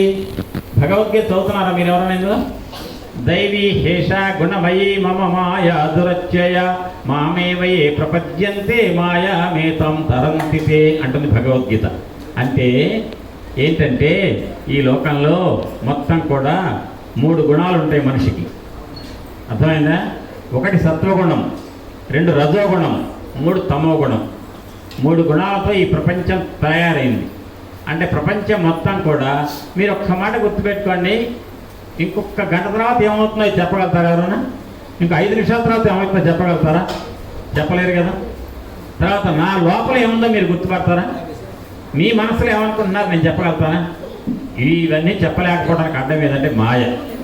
ఈ మాయలో పడి కొట్టుకుంటున్న మనకి మాయ దేని ద్వారా వచ్చే? కృష్ణుడే చెప్పాడు భగవద్గీతలో, సత్వ రజస్తమో గుణం అనే 3 గుణాలతో కూడుకున్నటువంటి మాయతో ఈ లోకాన్ని సృష్టించాను అని. ఆ సృష్టించినటువంటి లోకంలో మీరు మీ అంతటా మీరైతే, నేనైతే ఆ మాయ దాటే అవకాశం ఇవ్వను, మీరు దాటలేరు. కానీ ఎట్ట దాటగలుగుతారంటే మాయ దాటాలంటే నా పాదాలు ఆశ్రయించమన్నాడు కృష్ణుడు. ఇప్పుడు మీరు కూడా సద్గురువులు ఏం చెప్తున్నారు? అవధూతలు ఏం చెప్తున్నారు? అసలు అవధూత అంటే ఏంటో చెప్పాలండి ఒక మాట. మీరందరూ పిల్లలు చెప్తున్న ప్రతిసారి ఆ పిల్లలనే చెప్తున్నా అర్థం. అవధూత అంటే గొప్ప మాట చెప్తాను మీకు కొద్దిసేపట్లో, వినండి. అవధూత వెంకయ్య స్వామి, అవధూత సుబ్బరామయ్య స్వామి, వీళ్ళందరూ అవధూతలు అంటే ఏంటంటే ఉన్నని భూమికలలో కుండలిని శక్తి జాగృతమయ్యి లోకంలో ఎదుటివారి మనస్సు లోపల ఏముందో కూడా గమనించగలిగి రాబోయే భవిష్యత్తునే జరిగిపోయిన భూతకాలాన్ని పరిచయం లేని వారి యొక్క భూతకాలం అనేటువంటి జరిగినటువంటి సంఘటనలు కూడా గుర్తు చేయగలిగే సర్వ సమర్థులు ఎవరంటే అవధూతలు. అవధూతలు అంటే ఏంటో మీ అందరికీ కూడా అరటిపండు ఒలిచిపెట్టినట్టే అర్థమయ్యేది చేస్తా కొద్దిసేపట్లో. అది చేసే ముందు ఒక మాట వినండి. ఏంటంటే మాయ అనేటువంటిది ఒకదాన్ని ఈ సృష్టిలో చొప్పించి కృష్ణ పరమాత్మ సత్వగుణం, రజోగుణం, తమోగుణం అనే 3 గుణాలతో ఈ ప్రపంచాన్ని సృష్టించాడు. ఈ 3 గుణాల మిశ్రమమైనటువంటి మాయని దాటలేరు మీరు. కానీ దాటగలుగుతారు. ఎప్పుడు దాటగలుగుతారు? నా పాదాలు ఆశ్రయించండి అంటే కృష్ణుడి పాదాలు ఆశ్రయించు అనగానే సుబ్బరామయ్య సార్ విగ్రహం ఆ ఫోటో పక్కన కృష్ణుడి విగ్రహం తెప్పించి పెట్టండి. వేణుగోపాలరావు సార్ రేపటి నుంచి మేము ఆ 2 కాళ్ళు పట్టుకొని కూర్చుంటాం, తల పావు గంట అసలు అరగంట అంటే కుదరదు అంటే ఒక కృష్ణుడి విగ్రహం తెచ్చి ఆయన కాళ్ళు పట్టుకొని కూర్చోవటం కాదు కృష్ణ పాదాలు అంటే. కృష్ణుడికి ఉన్న 2 పాదాలు ఏంటంటే ఒక ధర్మం, ఒక సత్యం. అంటే ధర్మాన్ని ఆచరించు, సత్యాన్ని పలుకు. ఈ 2 చాలా కష్టం. మనకేది కష్టం? ధర్మం ఉండటం కష్టం, సత్యం పలకటం కష్టం, అంతే కదా. ఆ పలకటం కష్టమైనటువంటి సత్యాన్ని పలికింపజేసేవాళ్ళు అవధూతలు. అంటే వాళ్ళ సన్నిధిలో మనకి ఇచ్చేటువంటి ప్రేరణ ఏంటంటే అంటే ఆత్మశుద్ధి లేని ఆచారమదేల, భాండ శుద్ధి లేని పాకమేల అనగా చిత్తశుద్ధి లేని శివ పూజలేయ. అంటే చిత్తంలో శుద్ధి లేకపోతే కల్మషం ఉంటే ఆ కల్మషం వల్ల మనం చేసే అర్చన, మనం పెట్టుకునే కోరికలు వెంకటేశ్వర స్వామి వారు గ్రహించడు. ఆ వెంకటేశ్వర స్వామి వారు మనం పెట్టుకున్న కోరికలు, మనమైతే అప్పీలు పెట్టుకుంటాం కదా కోరికలు, వాటిని వాళ్ళు ఒప్పుకోవాలి, ఆశీర్వదించాలంటే మన మనస్సు పవిత్రంగా ఉంటే, మన మనసులో ఉన్న పవిత్రంగా ఉన్నటువంటి నీట్గా ఉన్న పాత్రలో కూర ఎట్టయితే మీరు ఆనందంగా తింటారో, ఆంజనేయ స్వామి వారు కానీ వెంకటేశ్వర స్వామి వారు కానీ మన హృదయం అనే పాత్ర నిర్మలంగా ఉంటే, కల్మషం లేకుండా ఉంటే ఆ హృదయంలో పుట్టిన కోరికలు వాళ్ళు మన్నిస్తారు. ఇప్పుడు చెప్పండి, వెంకటేశ్వర స్వామి వారు మన కోరికలు మన్నించాలి, మనల్ని అనుగ్రహించాలి. ఆంజనేయ స్వామి మన కోరికలు మన్నించాలి, అనుగ్రహించాలి. అంటే మన కోరికలు ఎక్కడ పుడతాయి? కోరికలు పుట్టేది ఎక్కడ? మనస్సు అనే పాత్ర. ఆ పాత్ర ఎట్టుంటే వాళ్ళకి ఇష్టం అట. మనకి పాత్ర మంచిగా ఉంటే కూర ఇష్టం. మనమెంతా మన బతికంతా 80 ఏళ్ళు 90 ఏళ్ళు బతికే మనమే అంత చూస్తుంటే ఒక కూర బాగాలేకపోతే అబ్బే బాగాలేదు వాసన అంటాం.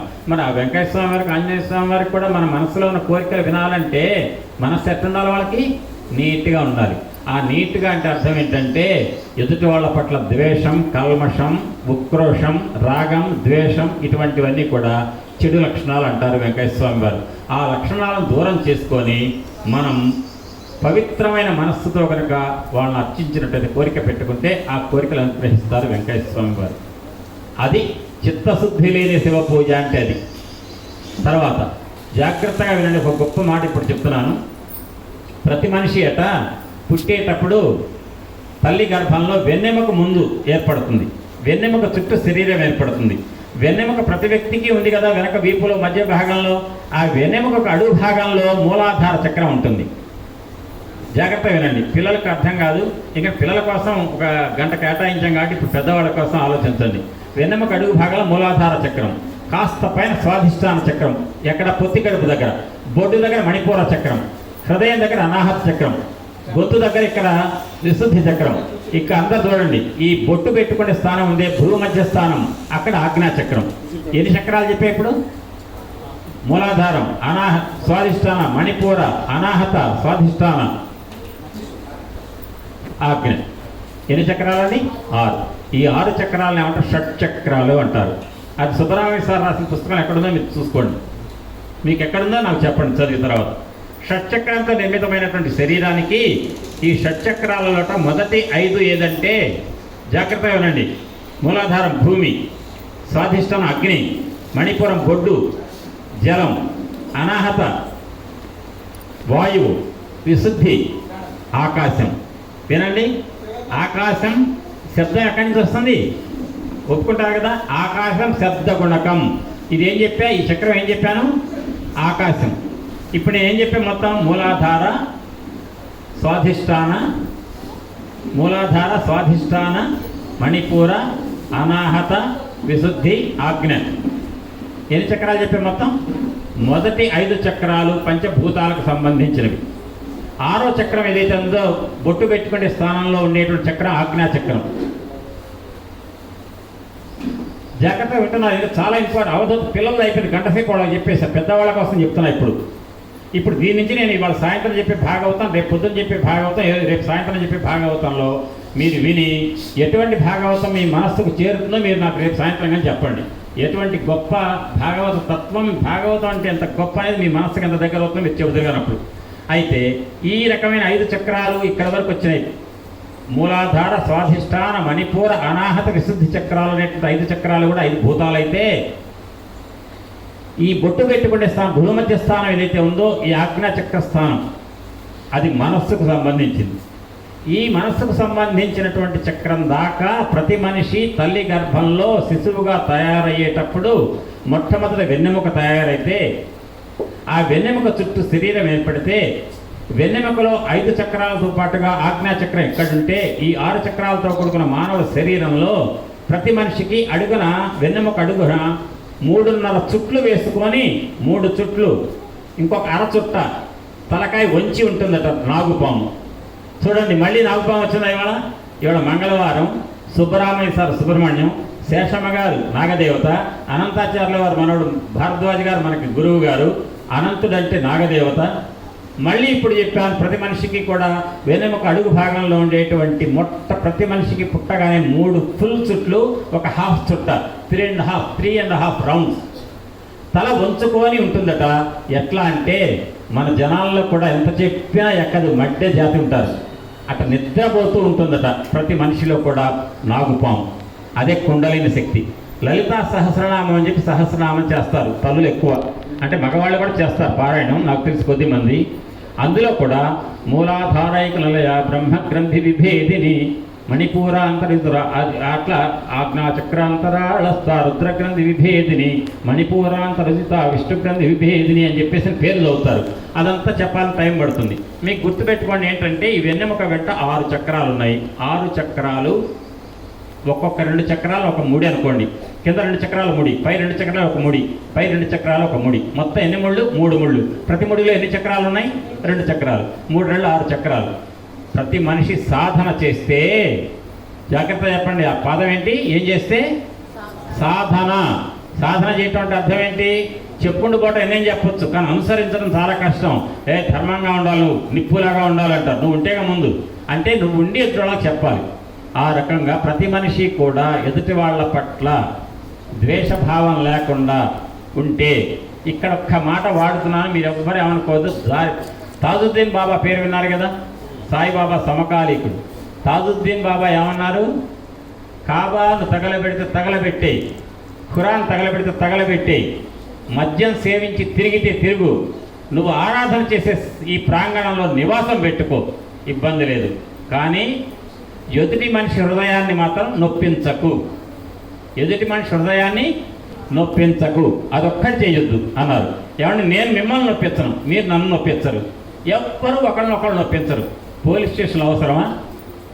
రాజ్యాంగం అవసరమా? నేను ధర్మంగా ఉంటానని ఎదుటి వాళ్ళని బాధ పెట్టడం నా ఏ కోశాన లేదని నా లక్షణం అది అన్నారనుకోండి మీరు. అటువంటి వాళ్ళు ప్రతి వాళ్ళు అయినప్పుడు సమాజంలో అల్లర్లు ఉంటాయా? ఆటంకాలు ఉంటాయా? భగవత్ సేవకు ఏమైనా ఇబ్బందులు ఉంటాయా? మోక్షం పొందడానికి ఏమైనా ఆటంకాలా? లేవు. కాబట్టి కష్టం ఏదంటే ఎదుటి వాళ్ళ హృదయాలను నొప్పించకుండా ఉండటం కష్టం. కాబట్టి ప్రయత్నం చేసి ఎదుటి వాళ్ళని బాధ పెట్టకుండా, ఎదుటి వారి యొక్క హృదయాలను నొప్పించకుండా ఉండటానికి ప్రయత్నం చేస్తే కొన్ని జన్మలకి ఎదుటి వాళ్ళల్లో భగవతత్వాన్ని దర్శించేటువంటి గొప్ప సత్వగుణ ప్రధానంగా జన్మెత్తుతారు. సత్వగుణ ప్రధానం 3 గుణాలు చెప్పారు. సత్వ, రజస్సు, తమో గుణం. సత్వగుణం నిరంతరం భగవద్ధ్యానం, ప్రతి వాళ్ళలో భగవంతుని చూడటం. రజోగుణం మాట్లాడితే నీ దగ్గర నువ్వు ఏం వేసుకున్నావు బట్టలు, నీ ఒంట్లో మెళ్ళలో నగలేమున్నాయి, నీ చేతులకు ఎంత ఉంగరాలు ఉన్నాయి, నీకు ఎంత ఆస్తి ఉంది, ఎన్ని ప్లాట్లు ఉన్నాయి, ఎన్ని ఫ్లాట్లు ఉన్నాయి. ఇదే పొగడ్తలు పొగిడించుకోవాలి, పొందాలి, సంపాదించాలి. ఈ గుణం రజోగుణం అంటారు. ఇక తమో గుణం అంటే ఏమీ లేదండి. మీరు అక్కడ చూసి ఇజ్రాయిల్ పక్క దేశం చూశారు కదా, వాళ్ళ పని ఏమి ఉండదు. ఇక ధర్మంగా ఉంటారు, ఎవరిదారిన వాళ్ళు ఉంటే వాళ్ళ మీద పోయి బాంబులు వేయటం. అంటే ఎదుటి వాళ్ళు బ్రతికుంటాం ఇష్టం లేదు. నిద్రపోవటం, తింటాం, నిద్రపోవటం, రెండో పని లేదు. ఏమండి? అటువంటి గుణాన్ని తమో గుణం అంటారు. ఇటువంటి 3 గుణాలతో మానవుల్ని పట్టుకొని పీడిస్తున్నటువంటి మాయ ఈ ప్రపంచాన్ని ఏర్పాటు చేయడానికి కృష్ణ పరమాత్మ వాడాడు. అదండి లోపల పెట్టినటువంటి కొటేషన్. ఆ మాయను దాటాలంటే మీరు ఆశ్రయించాల్సింది ఎవరంటే మాయే అదే దైవీ హేష గుణమయీ మమ మాయ దురత్యయ మామేమయే ప్రపద్యంతే మాయా మేతాం తరంతితే అంటే నా 2 పాదాలను ఆశ్రయించండి అని కృష్ణుడు అన్నాడు. 2 పాదాలు ఆశ్రయించడం అంటే సత్యం, ధర్మాన్ని అనుష్ఠించినటువంటి మానవుడు ఈ జన్మలో మోక్షం పొందడానికి మార్గం సుగమం చేసుకుంటాడు. అంతేదా ప్రతి మనిషి మోక్షం పొందడానికి అంత తేలిక కాదండి, కష్టం. మోక్షం పొందడం అంటే అర్థం ఏంటంటే ఇవాళ చెప్పండి, ఒక్క మాట మోటుగా చెప్పాలంటే, మేము మోక్షం అనే మాట చెప్పాలంటే ప్రతి బ్రాహ్మడు కూడా పూజారి ఎవరైతే ఉన్నారో గుళ్ళో పూజ చేసేదంటో మీ సంకల్పం చెప్పేటప్పుడు మొత్తం గోత్రనామాలు చెప్పి చివరికి ఏమంటారు, పునరావృత్తి రహిత శాశ్వత శివ సాయుధ్యం లభించేట్టుగా అంటాడు, మోక్షం పొందేట్టుగా. మోక్షం పొందడం అంటే అర్థం ఏంటంటే మనిషికి 60 ఏళ్ళు 70 ఏళ్ళు 80 ఏళ్ళు వస్తే 90 ఏళ్ళకైనా ప్రాణం వదిలిపెట్టక తప్పదు. కానీ అప్పుడు గుర్తొస్తాయటండి మనిషికి 70 ఏళ్ళు 80 ఏళ్ళు దాటుతుంటే, నేను ఫలానా 15వ ఏట వాళ్ళకి మోసం చేశాను కదా, 30వ ఏట వీళ్ళకి మోసం చేశాను కదా, ఇంతమంది కొంపలు కూల్చా కదా, ఆ బాధలన్నీ గుర్తుకు వస్తుంటాయి కదా. వచ్చినప్పుడు మనసు తప్పిస్తుంటుందట. తప్పించేటప్పుడు మనస్సు భగవంతుడి పట్ల వెళ్ళదుగా, ఆ తాపం పట్లే ఉండి ఆ జన్మ శరీరం వదిలిపెట్టి మళ్ళీ ఎవరి గురించి ఏడుస్తున్నాడో వాళ్ళ రూపంలో పుడతాడు. కానీ మళ్ళీ పుట్టడం అంటూ ఉంది అంటే ఆ మనిషి ఒక ప్రధానమంత్రి గారి కుమారుడు ప్రధానమంత్రి ఇంట్లోనే పుడతాడని నమ్మకం లేదు. ఒక అమెరికా అధ్యక్షుడు యొక్క కుమారుడు ప్రాణం వదిలిపెట్టడానికి మళ్ళీ ఆ కుటుంబంలో పుడతాడడం లేదు. ఆ భారతదేశంలో కుక్కగా కూడా పుట్టవచ్చు, కుక్కగా కూడా పిల్లిగా పుట్టవచ్చు. అంటే ఒక జంతువు, ఒక జీవి ప్రాణం వదిలిపెట్టిన తర్వాత జన్మ దేనిది, ఏ దేశం, ఈ భూమండల మొత్తంలో భగవంతుడి కృప ఎక్కడుంటే అక్కడే. అప్పుడు తాపం మొదలవుతుందట మనిషికి. అటువంటి తాపం కలగకుండా ఉండాలంటే మనిషి జీవితాంతం సాధన చేయాలి. మీరు చాలా జాగ్రత్తగా వినండి. ఇక్కడ ఇందాక ఏం చెప్పా, ప్రతి మనిషి పుట్టేటప్పుడు వెన్నెముక అడుగు భాగంలో ఏముంటాయని చెప్పి ఎన్ని చుట్టలు, 3.5 చుట్టలు, 3.5 రౌండ్స్. ఇక్కడ వినండి జాగ్రత్త. ప్రతి మనిషి రూపంలో వచ్చేటువంటి మనిషి జీవి ముందు 3 ఫుల్ రౌండ్ లేయటం అంటే 3 పరీక్షలు పాస్ అయ్యి వచ్చాడు. ఏమిటంటే ఖనిజం రాళ్ళు, వృక్షం చెట్లు, జంతువు నోరు లేని మూగ. ఆ 3 పూర్తయిన సంకేతం 3 రౌండ్లు. హాఫ్ రౌండ్ ఏదంటే మనిషి జన్మ. ఈ మనిషి జన్మ ఇచ్చేటప్పుడు ఫుల్ రౌండ్ ఇవ్వడట భగవంతుడు. ఎందుకని పూర్తి కాలేదుగా. పూర్తి అయితే 3వ రౌండ్ కూడా పూర్తయింది అనుకోండి, 4వ రౌండ్ పూర్తయింది అనుకోండి. మీరు మ్యాథమెటిక్స్ చదివిన వాళ్ళకి క్వాడ్రంట్స్ ఉంటాయి 4, ఎక్స్ క్వాడ్రంట్ వై క్వాడ్రంట్ అని చెప్పి చేస్తారు కదా. అట్లనే 4 పాదాలు ఉన్నాయి. ఈ 4 పాదాల్లో 3 ఏంటంటే జంతువు, వృక్షము, ఖనిజం అయిపోయినాయి.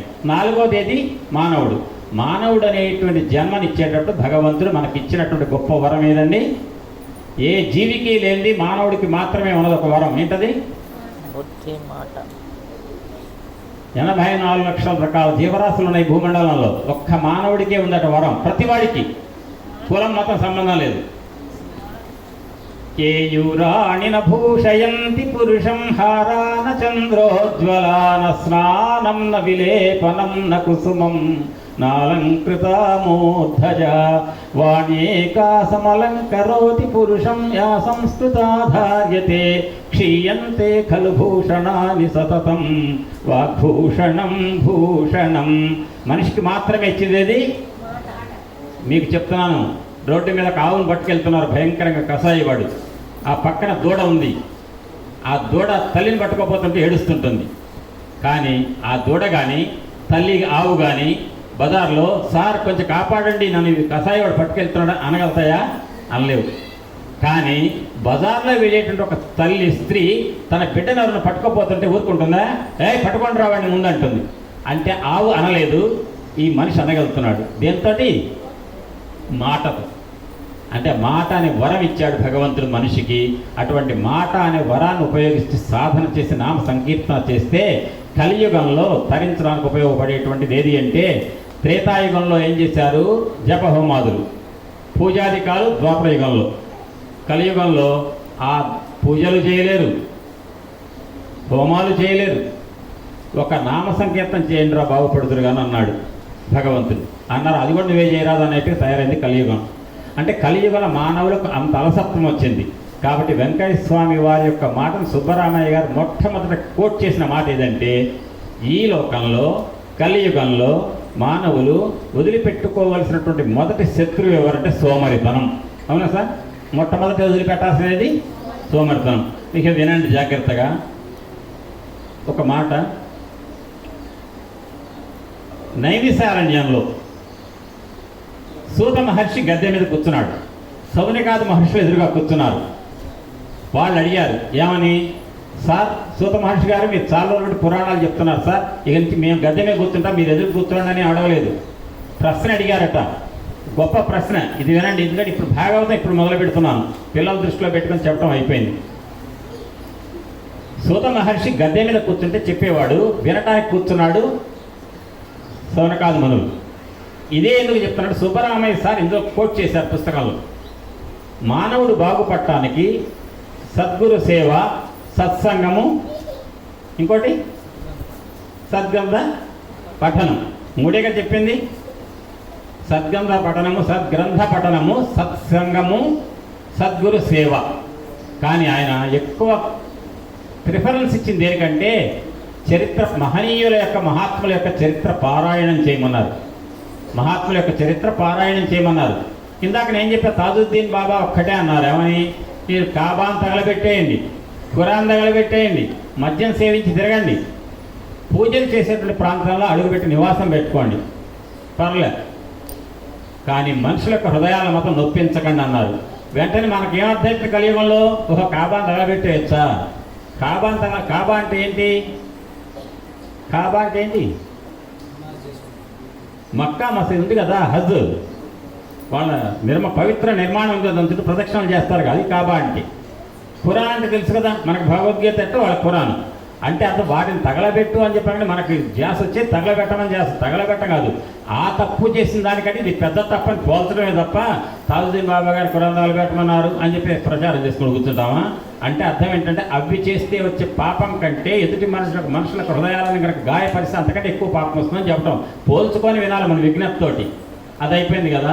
ఇవన్నీ చేయటానికి సూత మహర్షి గద్దె మీద కూర్చుంటే సౌనికాదులు ప్రశ్నలు వేశారట. మహానుభావ సూత పౌరాణిక, నువ్వు బుద్ధిమంతుడివయ్యా, ఎన్నో పురాణ గ్రంథాలు పఠించావు, కానీ కలియుగం రాబోతోంది, ద్వాపరయుగం అయిపోయింది, కృష్ణ పరమాత్మ శరీరం వదిలిపెట్టాడు. కాబట్టి కలిపురుషుడు ఎంత గొప్పవాడంటే మానవుల యొక్క మనసులను మంచి విషయాల పట్ల పోనివ్వడయా, చెడు విషయాల పట్ల పోనిస్తాడు. కాబట్టి మనుషులు కలియుగంలో ఎట్లా బాగుపడతారు జాగ్రత్తగా వినండి. దాని ఎట్లా మాట్లాడాడు ఆయన. అలసులు, మందబుద్ధియుతులు, అల్పతరాయువులు, ఉగ్రరోగ సంకలితులు, మందభాగ్యులు, సుకర్మములెవ్వియు చేయజాలరి కలియుగమందు మానవులు. కావున ఎయ్యది సర్వసౌఖ్యమయ్యలవడు ఏమిటంబుడము ఆత్మకు శాంతి మునీంద్ర చెప్పవే అన్నాడు. అంటే ఇక్కడ చాలా గొప్ప సీక్వెన్స్ ఇచ్చాడు చూడండి మీరు. కలియుగంలో మనుషుల యొక్క లక్షణాలు ఎట్లుంటాయంటే అలసులు అంటే సోమరితనం. మొట్టమొదటి వెంకయ్య స్వామి వారు చెప్పారు, ఏది వదిలిపెట్టమని చెప్పారు, సుబ్బరామయ్య సార్ రాశారు పుస్తకంలో, అలసత్వం, సోమరితనం. సోమరితనం అంటే ఏంటండి? తమకు ఇష్టమైన పనులు చేయడంలో సిద్ధహస్తులట. తమకు ఏదైతే ఇష్టమో అది చేయడానికి సిద్ధహస్తులు. కానీ తమ జీవితాలు చరితార్థం చేసుకోవడానికి కోసం కావాల్సిన సాధనలు ఉంటాయి, వాటిలో బద్ధకస్తులు. అంటే అవసరం లేని వాటిలోనేమో హాయిగా చేస్తారు, అవసరం ఉండి తప్పదయ్యా జీవితం బాగుపడాలా తప్పకుండా అంటే దాంట్లో ఒక బద్ధకం. రేపు చేద్దాంలే అంటాట. అంటే అరే చేద్దామా పని అంటే చూద్దాం అంటాట. చేద్దామా అంటే చూద్దాం అంటే వాళ్ళు ఏమంటారు? సోమరితనం, అలసులు. అది కలియుగం లక్షణం. మంద బుద్ధియుతులు, పోనీ అలసత్వం ఉంటే ఉందిలే, సోమరితనం ఉంటే ఉంది, ఇవాళ రేపు మొదలు పెడతారు కదా అంటే వాడట మందబుద్ధి కలిగి ఉంటారట, చురుకుదనం ఉండదట. ఇవాళ కాకపోతే రేపు చేస్తానంటే టైం లేదురా నాయన, నీకు బుద్ధి మందగించింది, నీలో చురుకుదనం లేదు, ఇంటెలిజెన్స్ ఎక్కువ లేదంటే వాడు సోమరితనం వల్ల, మందబుద్ధి వల్ల సాధన చేయడు. ఫోన్లే ఇవాళ కాకపోతే రేపు కాకపోతే ఎల్లుండి చిన్నగా చేస్తారు, ఏదో టైంలో పూర్తి చేస్తారనే సాధన అంటే కలియుగంలో మనిషి యొక్క జీవితం ఎప్పుడు ఉంటాడు ఎప్పుడు పోతాడు తెలదు. అసలు మందబుద్ధియుతులు, అల్పతరాయువులు అంటే వయసు ఎంత ఉంటుందో వాడి జీవితకాలం ఎంతో తెలవదు. సరే ఎంతకాలం బ్రతికితే అంతకాలం చేస్తాడు, ఏం మునిగిపోయింది ఎందుకయ్యా హడావుడి చేస్తావంటే ఉగ్రరోగ సంకలితులు, వాడు పుట్టిన దగ్గర నుంచి రోజు రోగాలు రొస్టులతో బాధపడుతుంటాట. ఇంకేం చేస్తాడు సాధన అంటే కలియుగంలో మనిషి యొక్క లక్షణాలు ఈ 4 చెప్పాడండి సూత పౌరాణికుడు వ్యాస మహర్షి దగ్గర నుంచి తెలుగు చేసి.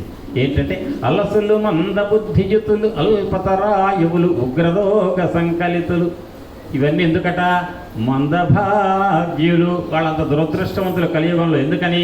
కృతయుగంలో తరించలే, త్రేతాయుగంలో తరించలే, ద్వాపరయుగంలో తరించలే, కలియుగంలో తరిద్దామని వచ్చారు కానీ తరించలేకపోతున్నారు. వాళ్ళ దురదృష్టం. మందభాగ్యులు అని వీళ్ళు సుకర్మములివ్వియు చేయజాలరి కలియుగమందు మానవులు అన్నాడు. అంటే ఈ కలియుగంలో మానవులు మంచి కర్మలు చేయలేరయ్యా, వాళ్ళకి ఏది సౌఖ్యం ఏది చెప్పు అని అడిగారట. ఇక్కడ చాలా జాగ్రత్తగా గమనించండి. అడిగిన ప్రశ్న అడిగినట్టు సౌనికాది మునులంతా కూడా ఎవరి కోసం అడిగారు? కలియుగంలో మానవుల గురించి అడిగారు. అడిగి వాళ్ళకి ఏంటి తరించే మార్గం ఏంటి అని అడిగితే అని చాలా గొప్ప పద్యం ఒకటి వినండి అందరూ. పిల్లలు మీరు కాస్త కామ్గా ఉండాలి, మీరెవ్వరు తల తిప్పొద్దు. మీకు చెప్పడం అయిపోయింది కదా, ఇప్పుడు చాలా జాగ్రత్తగా మీరు వినండి. యవ్వని అవతారము ఎల్ల భూతములకు సుఖమును వృద్ధియు సొరిది చేయు, యవ్వని శుభనామమే పొద్దునుడు వంగ సంసార బంధంబు సమసిపోవు, యవ్వని చరితంబు హృదయంబు చేర్పంగ భయమంది మృత్యువు పరువు వెట్టు, యవ్వని చరితంబు హృదయంబు చేర్పంగ భయమంది మృత్యువు పరువు వెట్టు, యవ్వని పదనది నేపారు జలముల సేవింప నైర్మల్య సిద్ధి కలుగు, తపస్సులెవ్వని పాదంబు తగిలి శాంతి తెరవుగాంచిరి, వసుదేవదేవకులకెవ్వరు దయించే తత్కథలెల్ల చెప్ప ఇచ్చ పుట్టెడు నెరిగింపు మిథ చరిత. అదేనండి ప్రశ్న. ఈ ప్రశ్న ఒక్కసారి విడదిద్దాం. ఈ పద్యంలో ఉన్నటువంటి ప్రశ్నలో ఉన్న భావం ఏంటో చెప్పుకునే ముందు ఒక్క మాట. యవ్వని చరితంబు హృదయంబు చేర్పంగ భయమంది మృత్యువు పరువు వెట్టు. నిన్న మీరు రాత్రి రూమ్లో దింపడానికి వచ్చా, మీరు ఏమన్నారు నాతోటి? ఏమండి భరద్వాజ్ మాస్టర్ గారు ఒక్క మాట, ఆశ కనుక వదులుకుంటే అన్నీ అవే పోతాయి, అవే రావాల్సిన వస్తాయని చెప్పి వెంకటేశ్వర స్వామి గారు అన్నారు. ఆశ వదులుకోవటం ఏంటి అని చెబుతూ నాకు ఒక మాట ఏమన్నారు? భరద్వాజ్ మాస్టర్ గారు దేని మీద ఆశ వదులుకోవాలట? బతకాలని ఆశ వదులుకోమని చెప్పారు. ఇక్కడ ఎక్కడుందో పట్టుకోండి ఆ మాట. బతకాలని ఆశ కూడా వదిలిపెట్టుకోవాలట. అనగానే మీరు ఏమంటారమ్మా? ఇక వెంకటేశ్వర స్వామి వారి దగ్గరికి వచ్చి ఏమంటే బతకాలని ఆశ లేకపోతే ఎందుకని వెంకటేశ్వర స్వామి వారి దగ్గర రావడం ఎందుకు, ఆ తిరుపతి వెంకటేశ్వర స్వామి దగ్గరికి ఎందుకండి? పుట్టిన ప్రతివాడు దేని కాదు, ఎవరన్నా బతకొద్దని వాళ్ళు కోరుకుంటారా? బతకాలని ఆశ కూడా వద్దట. మరి ఎంత ఉద్ధర్మం అది? భరద్వాజ్ మాస్టర్ గారు ఆ మాట చెప్పారని మీరు చెప్తున్నారు. తప్పు, కరెక్ట్ అది? వినండి జాగ్రత్తగా, అదే కరెక్ట్. ఎందుకంటే పెద్దవాళ్ళు చెప్తే అంత తేలిక చెప్పరండి. ఈ పద్యం చెప్తే మీకు అర్థమవుతుంది ఆ మాట ఏంటో.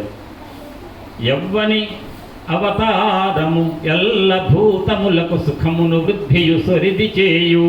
ఏ మహానుభావుడు అవతరించడం వల్ల భూమండలంలో, సమస్త భూమండలంలో ఉన్న ప్రాణికోటి మొత్తం కూడా సుఖాన్ని, సంపదను, మానసిక ప్రశాంతతను, అభ్యున్నతిని ఎవరైతే వృద్ధి చేసుకోగలుగుతారో ఆ మహానుభావుడి చరిత్ర కావాలయ్యా మాకు అని సౌనికాదిమునులు సూత మహర్షిని అడుగుతున్నారు. ఇదంతా ప్రశ్న. అంటే సౌనికాదిమునులు సౌత మహర్షిని ఒక ప్రశ్న అడుగుతున్నారు. ఒక మహానుభావుడి గురించి చెప్పండి. ఎవరా మహానుభావుడు? యవ్వని అవతారము, ఎవరైతే అవతరించడం వల్ల యవ్వని అవతారము ఎల్ల భూతములకు, సకలము ప్రాణికోటికి. కోటి అంటే ఏంటండి? 100 లక్షలు కాదు అక్కడ. కోటి అంటే 100 lakhs కాదు. కోటి అంటే సమూహం. యవ్వని అవతారము ఎల్ల భూతములకు సుఖమును వృద్ధియు సొరిది చేయు. ఇంకొకటి, యవ్వని శుభనామమే ప్రొద్దునుడు వంగ సంసార బంధంబు సమసిపోవు. జాగ్రత్తగా వినండి. ఇక్కడ ఏమాట చెప్పాడు? ఇక్కడ యవ్వని శుభనామము ఏ ప్రొద్దునుడు వంగ సంసార బంధంబు సమసిపోవు. భాగవతంలో ఒక పద్యం చెప్తున్నాను నేను ఇప్పుడు మీకు. వెంకటేశ్వర స్వామి వారి మాట ఇక్కడ ఎక్కడుందో మీరే చెప్పాలి నాకు. ఎందుకంటే వెంకటేశ్వర స్వామి వారికి నాకు మీకున్నంత లేదు. నాకు ఆయన అనుగ్రహం ఒకటే ఉంది. అయ్యా నన్ను కాపాడని కోరుకుంటాను, కాపాడుతాడు. కానీ ఆయన చరిత్ర చదివినటువంటి అనుభవం మీకుంది. చెప్పండి. యవ్వని శుభనామమే ప్రొద్దునుడు వంగ సంసార బంధంబు సమసిపోవు అన్నారు ఇక్కడ పోతన గారు. చెప్పండి. అంటే మహానుభావుడి యొక్క దివ్యమైన నామాన్ని భక్తి శ్రద్ధలతో సేవిస్తే, ఉచ్చరిస్తే, పారాయణం చేస్తే వాళ్లకు సంసార బంధాలు లేకుండా పోతాయట. ఇప్పుడు చెప్పండి, సంసార బంధం అంటే ఏంటి? ఏం సార్ సంసార బంధం లేకుండా భార్య భర్తలు విడిపోయి సన్యాసం తీసుకోవాలా? ఏం సంసారం అంటే? సంసార బంధం అంటే ఏంటి? ఇది ఎంత గొప్ప మాట అంటేనండి, మీరు భాగవతం ఒకసారి లోపలికి వెళితే ఇప్పుడు ఈ పూట నుంచి సాయంత్రం నుంచి రేపు పొద్దున, రేపు సాయంత్రం వెళ్ళేట్టుగా భాగవతం ఒక తీపిదనం ఇందాక నేను నాకు ఇచ్చారే, నేను టిఫిన్ కూడా వద్దన్నాను, మీరు అది ఏంటది దానిలాగా ఉంటుంది. మీరు ఒక్కసారి నాకు పంచామృతం రుచి చూపించకుండా టిఫిన్ తెప్పించి పెడితే అది తిన్న తర్వాత పంచామృతం ఇచ్చుంటే ఏమన్నా అదేదో ముందే వచ్చు కదా అని అనేవాడిని నేను. నాకు ఆ మొహాటాలు లేవు. కానీ ముందు అది ఇవ్వడం వల్ల టిఫిన్ టిఫిన్ ఎందుకండి దీని ముందు ఆ పంచామృతం తాగుతుంటే ఎంత తీయగా ఉంటుందో. ఈ తాగిన వాళ్ళు ఎవరంటే మిగిలితే కనుక పంచామృతం ఇవ్వండి తర్వాత చాలా బాగుంది. అయితే పంచామృతం తాగుతుంటే ఎంతైతే ఆస్వాదిస్తూ తీయగా హాయిగా ఉంటుందో అట్లా ఉంటుంది భాగవతం. ఇప్పుడు నాకు చెప్పండి, ఎవ్వని శుభనామమే ప్రొద్దునుడు వంగ సంసార బంధంబు సమసిపోవు. సంసారం అంటే ఒక మాట చెప్పండి మీరు ఎవరైనా పెద్ద. ఇప్పుడు నేను పొరుగురు నుంచి వచ్చాను, మీరు ఒక్కళ్ళు నాకు పరిచయం పెద్దగా మాట్లాడుతున్నా, మీరు ఎందుకు పెద్దగా మాట్లాడరు?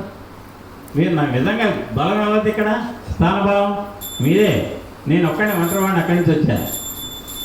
ఇప్పుడు చెప్పండి మీరే పెద్దగా మాట్లాడండి. సంసారం అంటే ఏంటి? సార్ చెప్తున్నారు ఏంటి? నేను నాది అనే సంసారం అంట. అమ్మా బంధం. ఏ బంధం? అదే సార్ అదే చెప్పారు, నేను నాదనే బంధం. అయితే ఒక మాట ఏనండి, ఇక్కడ నేను చెప్తాను. సంసారం అంటే ఏంటంటే గుర్తుపెట్టుకోండి, సాధారణంగా సంసారం అని ఏమనుకుంటామంటే మనం ఒక అబ్బాయికి అమ్మాయి నుంచి పెళ్లి చేస్తాం, వాళ్ళే కాపురం పెట్టారు, అరే వాళ్ళు కొత్త సంసారం పెట్టారు అంటారు, అంతే కదా? అదిగా సంసారం, అదొక సంసారమే. కానీ అసలు సంసారం ఏంటంటే తల్లి గర్భంలో నుంచి జీవి బయటికి రావటం సంసారం, పుట్టడం సంసారం. గుర్తుపెట్టుకోండి. ఎందుకని బిడ్డ తల్లి గర్భం నుంచి బయటికి రాగానే 10 నిమిషాలు కూడా ఏడవలేదు అనుకోండి, 10 నిమిషాలు అయింది ఏడవట్లే, డాక్టర్ భలే ఏడవకుండా కూర్చున్నాడు అంటారా? ఏం చేస్తాడు? గిచ్చుతాడు. గిచ్చుతే అన్న ఇస్తాడు లేదా ఈ శిశువు అని. అంటే పుట్టంగానే వాడు చేసిన పని ఏంటి? ఏడవటం. కాస్త పెరుగుతూ ఉంటే వాడికి ఇష్టమైనవి వస్తే ఆనందం, కష్టమైన వస్తే బాధ. అంటే మంచి చెడు, ఇష్టం అయిష్టం రెండు ఉంటాయి ప్రతిదీ. సముద్రంలో కూడా మీకు నీళ్ళు ఎప్పుడు కూడా ఇట్లా వస్తాయి. ఇట్లా వస్తే ఏమంటారు దాన్ని? క్రస్ట్ అంటారు ఇంగ్లీష్లో. శృంగం, తెలుగులో శృంగం. ఇట్లా నీళ్లు కిందకు స్పల్లంలాగా ద్రోణి, ట్రఫ్ అంటారు. అంటే క్రస్ట్ అండ్ ట్రఫ్ తోటి ఎనర్జీ ప్రాపగేట్ అయితే దాన్ని వేవ్ ప్రాపగేషన్ అంటారు సైన్స్లో. ఆ రకంగా క్రస్ట్ ట్రఫ్ అంటే ఎగుడు దిగుడు. ఈ రకంగా సముద్రంలో అలలు అయితే ఉన్నాయో ఎగుడు దిగుడుతో మనిషి జీవితంలో కూడా మంచి చెడు, ఆనందం బాధ, సంతోషం బాధ, సుఖం బాధ. ఈ రకంగా మనిషి ఏ పుట్టుక వల్ల ఏదైతే మంచి చెడులు అనుభవిస్తూ ద్వంద్వాలతో బాధపడుతున్నాడో ఈ జన్మనే సంసారం అంటారు. మరి సంసార బంధం పోవడం అంటే ఏం చెప్పండి? పుట్టినటువంటి జీవి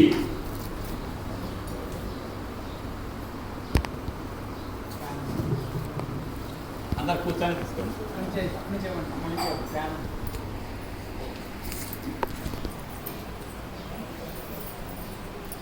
ఇంకా కొద్దిసేపట్లో ఎందుకంటే సాయంత్రానికి నేను కంటిన్యూ చేయాలంటే మిమ్మల్ని ఒక లెవెల్ తీసుకొచ్చి చెప్దామని చెప్పి చూస్తారు. చాలా జాగ్రత్త. ఇదిగానే పట్టుకున్నారు అనుకోండి, మీకు చెప్పడం తేలిక. నాకు సంసారం అంటే అర్థం ఏంటంటే పుట్టుక.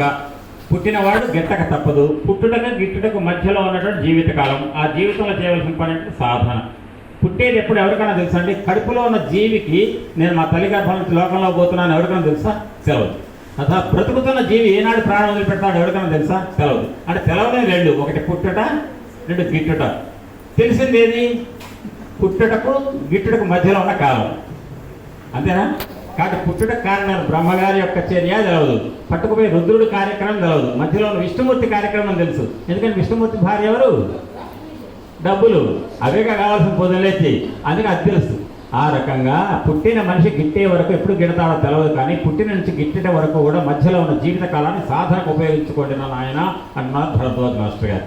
ఆ సాధన అంటే ఏంటంటే మళ్ళీ పుట్టుకలేనటువంటి భగవంతుల్లో ఐక్యమయ్యేటువంటి శాశ్వత సాయుధ్యం అనేటువంటి మోక్షం పొందడానికి ప్రయత్నం చేయండి. ఆ ప్రయత్నాన్ని సాధన అన్నాడు. అంతే తప్ప పుట్టిన మనిషి గిట్టిన తర్వాత మళ్ళీ పుట్టడం అంటూ పుడితే ఏ ఇంట్లో పుడుతున్నాడో, ఏ రూపంలో పుడుతున్నాడో, ఏ కుక్క రూపంలో పుడుతున్నాడో తెలవదు. కాబట్టి అసలు పుట్టికే లేనటువంటి సామ్రాజ్యాన్ని పొందాలి. దాన్ని ఏ సామ్రాజ్యం అంటారండి? మోక్ష సామ్రాజ్యం. ఇదేనండి. ఇప్పుడు భాగవతం వినటం ద్వారా మానవుడికి లభించేదంటే చిట్ట చివరికి చెప్పే ఫలం ఏంటంటే భాగవతం అంటే దీని పారమహంస గ్రంథం అంటారు. పారమహంస్యం అంటే పరమహంస తత్వాన్ని, మోక్షాన్ని పొందుతారు. కాబట్టి ఈ కృష్ణ పరమాత్మ యొక్క నామాన్ని ఎవ్వని శుభనామమే ప్రొద్దునులువంగ సంసార బంధంబు సమసిపోవు. సంసార బంధం అంటే ఏంటంటే పుట్టడం, పోవటం, పుట్టటం, పోవటం, పుట్టటం, పోవటం, పుట్టటం, పోవటం, చక్రం.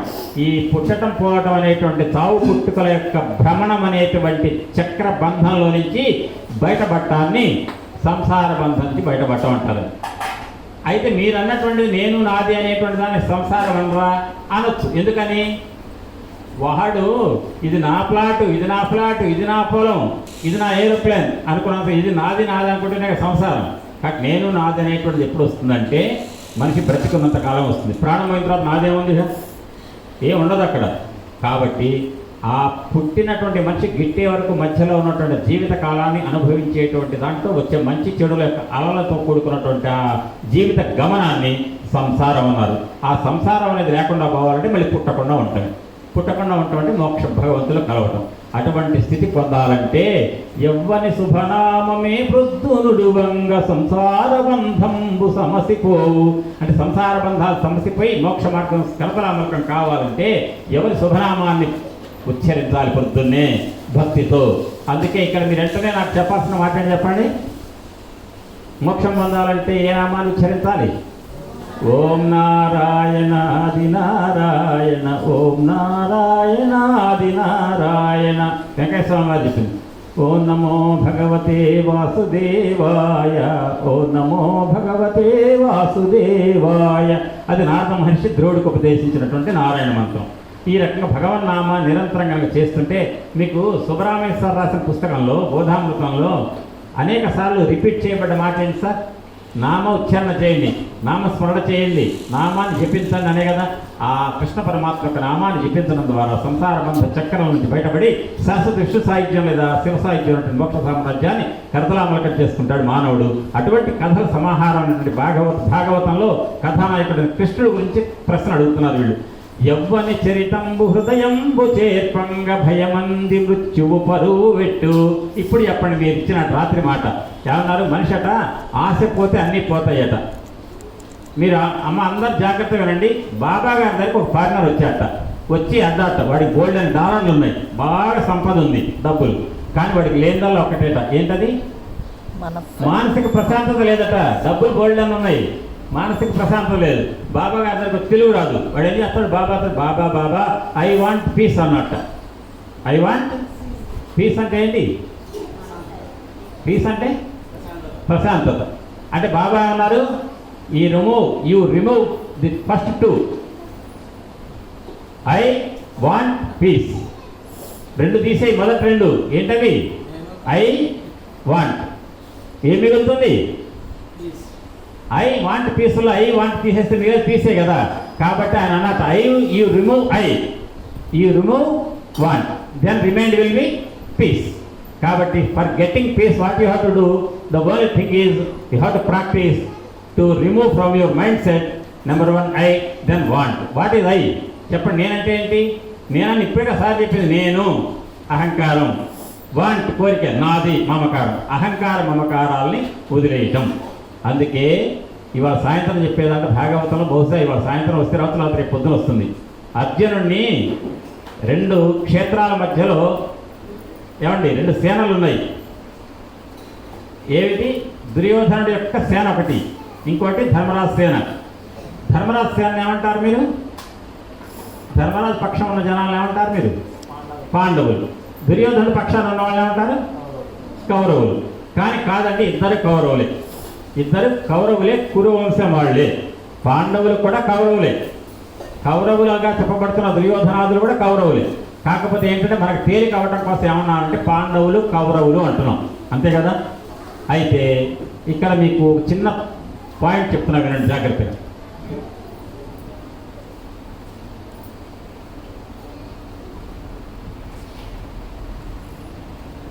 జాగ్రత్త వినండి. 2 సేనలు యుద్ధానికి సిద్ధమయ్యారు. అర్జునుడు వచ్చాడు. కృష్ణుడు అన్నట్ట కృష్ణుడితో, బావా యుద్ధంలో ఎవరు చంపాలి చెప్పు నాకు అన్నట్ట. అప్పుడు కృష్ణుడు ఏమనుకున్నాడు? బావా ఎవరు చంపాలి యుద్ధంలో? ఎవరి కృప వల్ల చంపగలుగుతున్నాడు అండి అర్జునుడు? ఎవరి కృప వల్ల చంపగలుగుతున్నాడు? కృష్ణుడి కృప వల్ల. కానీ అర్జునుడు ఏమన్నట్ట? బావా ఎవరిని చంపాలి? నాకు 2 సేనల మధ్యలో నా రథం పెట్టు. అర్జునుడు రథం ఎక్కడ ఉంటుందండి? పిల్లలు మీరు మాట్లాడకండి, ఎవరు మాట్లాడే పిల్లలకు దాని పక్క కూర్చోబెట్టండి. సార్ టీచర్ గారు ఎవరు గమనించండి, పిల్లలు మాట్లాడకుండా ఎవరు మాట్లాడండి. ఏ సేనలో ఉండాలి? పాండవుల పక్షాన ఉండాలి. కానీ రథం ఎక్కడ పెట్టమంటున్నాడు ఆయన? మధ్యలో పెట్టమంటున్నాడు. దాన్ని ఏమంటారు? మధ్యలో పెట్టి ఏమంటారు దాన్ని? అహంకారం అంటారు. అంటే కృష్ణ బావా ఎవరిని చంపాలో చెప్పు అన్నాడు. ఓహో, అర్జునుడికి అహంకారం మొదలైందనమాట. కొద్దిసేపట్లో అహంకారం వస్తే వచ్చిన వాడికి వెంటనే రావాల్సింది ఏంటంటే మమకారం అనుకున్నాడు. సరే చూద్దాం అని చెప్పేసి వెంటనే రథం తెచ్చి రెండు సేనల మధ్య పెట్టాట. సేనయోరుభయోర్ మధ్యే రథం స్థాపయేమాచ్యుత అని ఉందా భగవద్గీతలో. అంటే రెండు సేనల మధ్యలో రథాన్ని పెట్టమని అడిగాడు అర్జునుడు. కృష్ణుడు పెట్టాడు. పెట్టగానే చూపించాడు, ఎవరిని చంపాలి బావా నేను అనగానే, ఎవరిని చంపాలి బావా అంటే అన్నట్ట, అదిగో భీష్ముడు, ఆయన చూడు మీ తాత, అమ్మ అదిగో ద్రోణుడు అమ్మ అన్నట్ట. మరి మీ దుర్యోధన మీ పెద్దనాన్న కొడుకు. ఇక అన్నట్ట, బావా నేను ఇక చంపను, నా వల్ల కాదు. ఎందుకని? ఆ తాత నాకు చిన్నప్పుడు గోరుముద్దలు తినిపించినవాడు భీష్ముడు.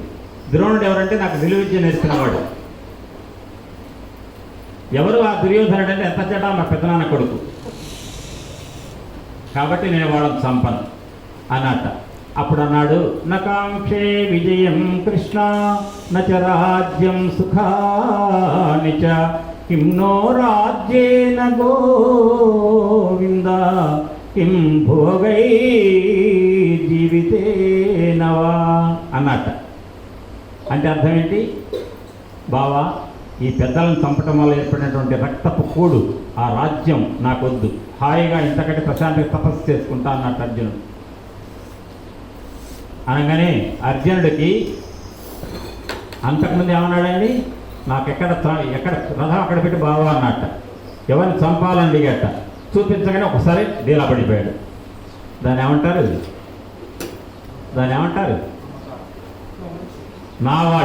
నా వాళ్ళని నేను చంపను, అయిన వాళ్ళని చంపి వాళ్ళ పాపాన్ని మూటగట్టుకొని రాజ్యాన్ని చేస్తాను, చేయి, నాకు ఈ రాజ్యం వద్దు, రాజభోగాలు అన్నాడు.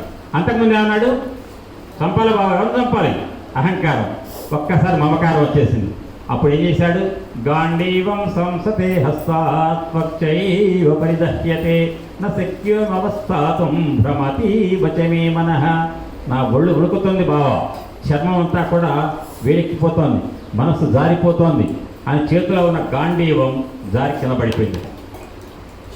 ఏంటి పిరికి వాళ్ళగా చేస్తావు అర్జున? ఏంటంటే బావా నాకు వద్దు, రాజ్యం వద్దు నాకు అన్నట్ట. ఈయన వైరాగ్యం ఏంట్రా నీకు? నువ్వు యుద్ధం చేయడానికి వచ్చావు కదా అర్జున అంటే, లేదు బావా నేను పెద్దవాళ్ళని చంపను అన్నట్ట. అప్పుడు బలవంతంగా Arjuna be in your limits, నీకు నేర్పాను, యుద్ధం చేయి అన్న అనుకోని ఏమంటాడు? ఏం బావా బెదిరిస్తావా? నేను చేయకపోమంటాడు. చేయను అన్నాడు అనుకోండి, ఇంకేం చేస్తాను? ఓ అట్టగా నాయన అర్జున చేయరు అట్టబడ్డంటే, లేదు బావా నా తాతయ్య బావా నా అన్నయ్య మా గురువు గారు వాళ్ళని ఎట్లా చంపుతా చెప్పు అని అంటాడు. వాడు ఏం చెప్పినా వెండు. వాడి దగ్గర పట్టుకున్న రోగాలు ఏంటి? రెండు. ఏ రోగాలు అవి? అహంకారం, మమకారం. రెండు రోగాలు పట్టుకున్నాయి. ఇప్పుడు చెప్పండి, మీరు భారతదేశంలో ఉన్న ఎంఎస్లు, ఎండీలు, డాక్టర్లు, స్పెషలిస్టులు ఉన్నారు కదా, ఏఐఎంఎస్లు ఉంది కదా, అపోలో హాస్పిటల్ ఉంది కదా మెడ్రాస్, ఎక్కడైనా అహంకార మమకారాలకి ఇంజక్షన్ కానీ ట్యాబ్లెట్ కానీ ఇప్పించగలుగుతారా? చెప్పండి. కొన్ని అమెరికా తీసుకెళ్ళి డాక్టర్ స్పెషలిస్ట్, సూపర్ స్పెషలిస్ట్ ఉన్నారు, లండన్ ఉన్నారు, వాళ్ళు ఎవరైనా అహంకార మమకారాలు ఉన్నాయండి వీళ్ళలో పనావాళ్ళలో తొలగించగలుగుతారా? కానీ చాలా గొప్ప డాక్టర్ దగ్గరలో ఎవరున్నారు? వెంకయ్య స్వామి ఉన్నారు. అంటే అమెరికాలో డాక్టర్లు కూడా కుదిరించలేనటువంటి రోగాన్ని కుదిరించగలిగేటువంటి సూపర్ స్పెషలిస్ట్ ఎవరండి? వెంకయ్య స్వామి.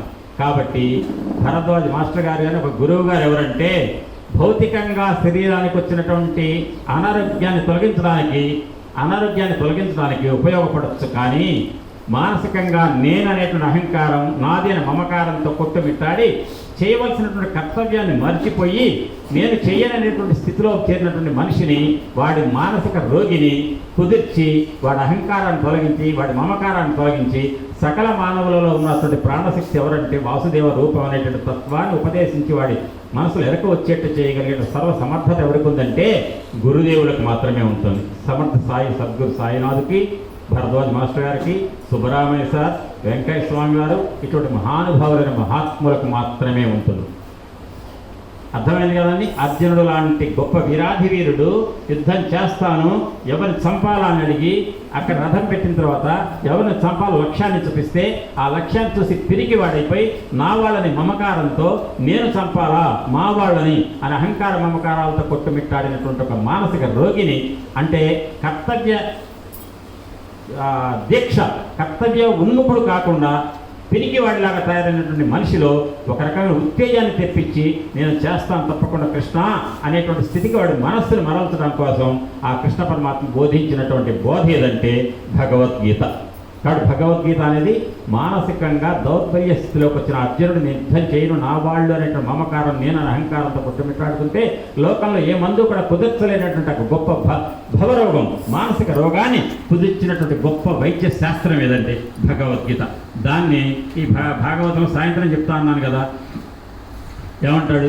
నరు మాటల్ విని నవ్వుతో ఉభయసేనా మధ్యమక్షోణిలో పరులిక్షింపరథంబు నిల్పి పరభూపాలావళించూపుతున్ పరభూప ఆయువులెల్ల చూపులన సుంభత్కేళి వంచించు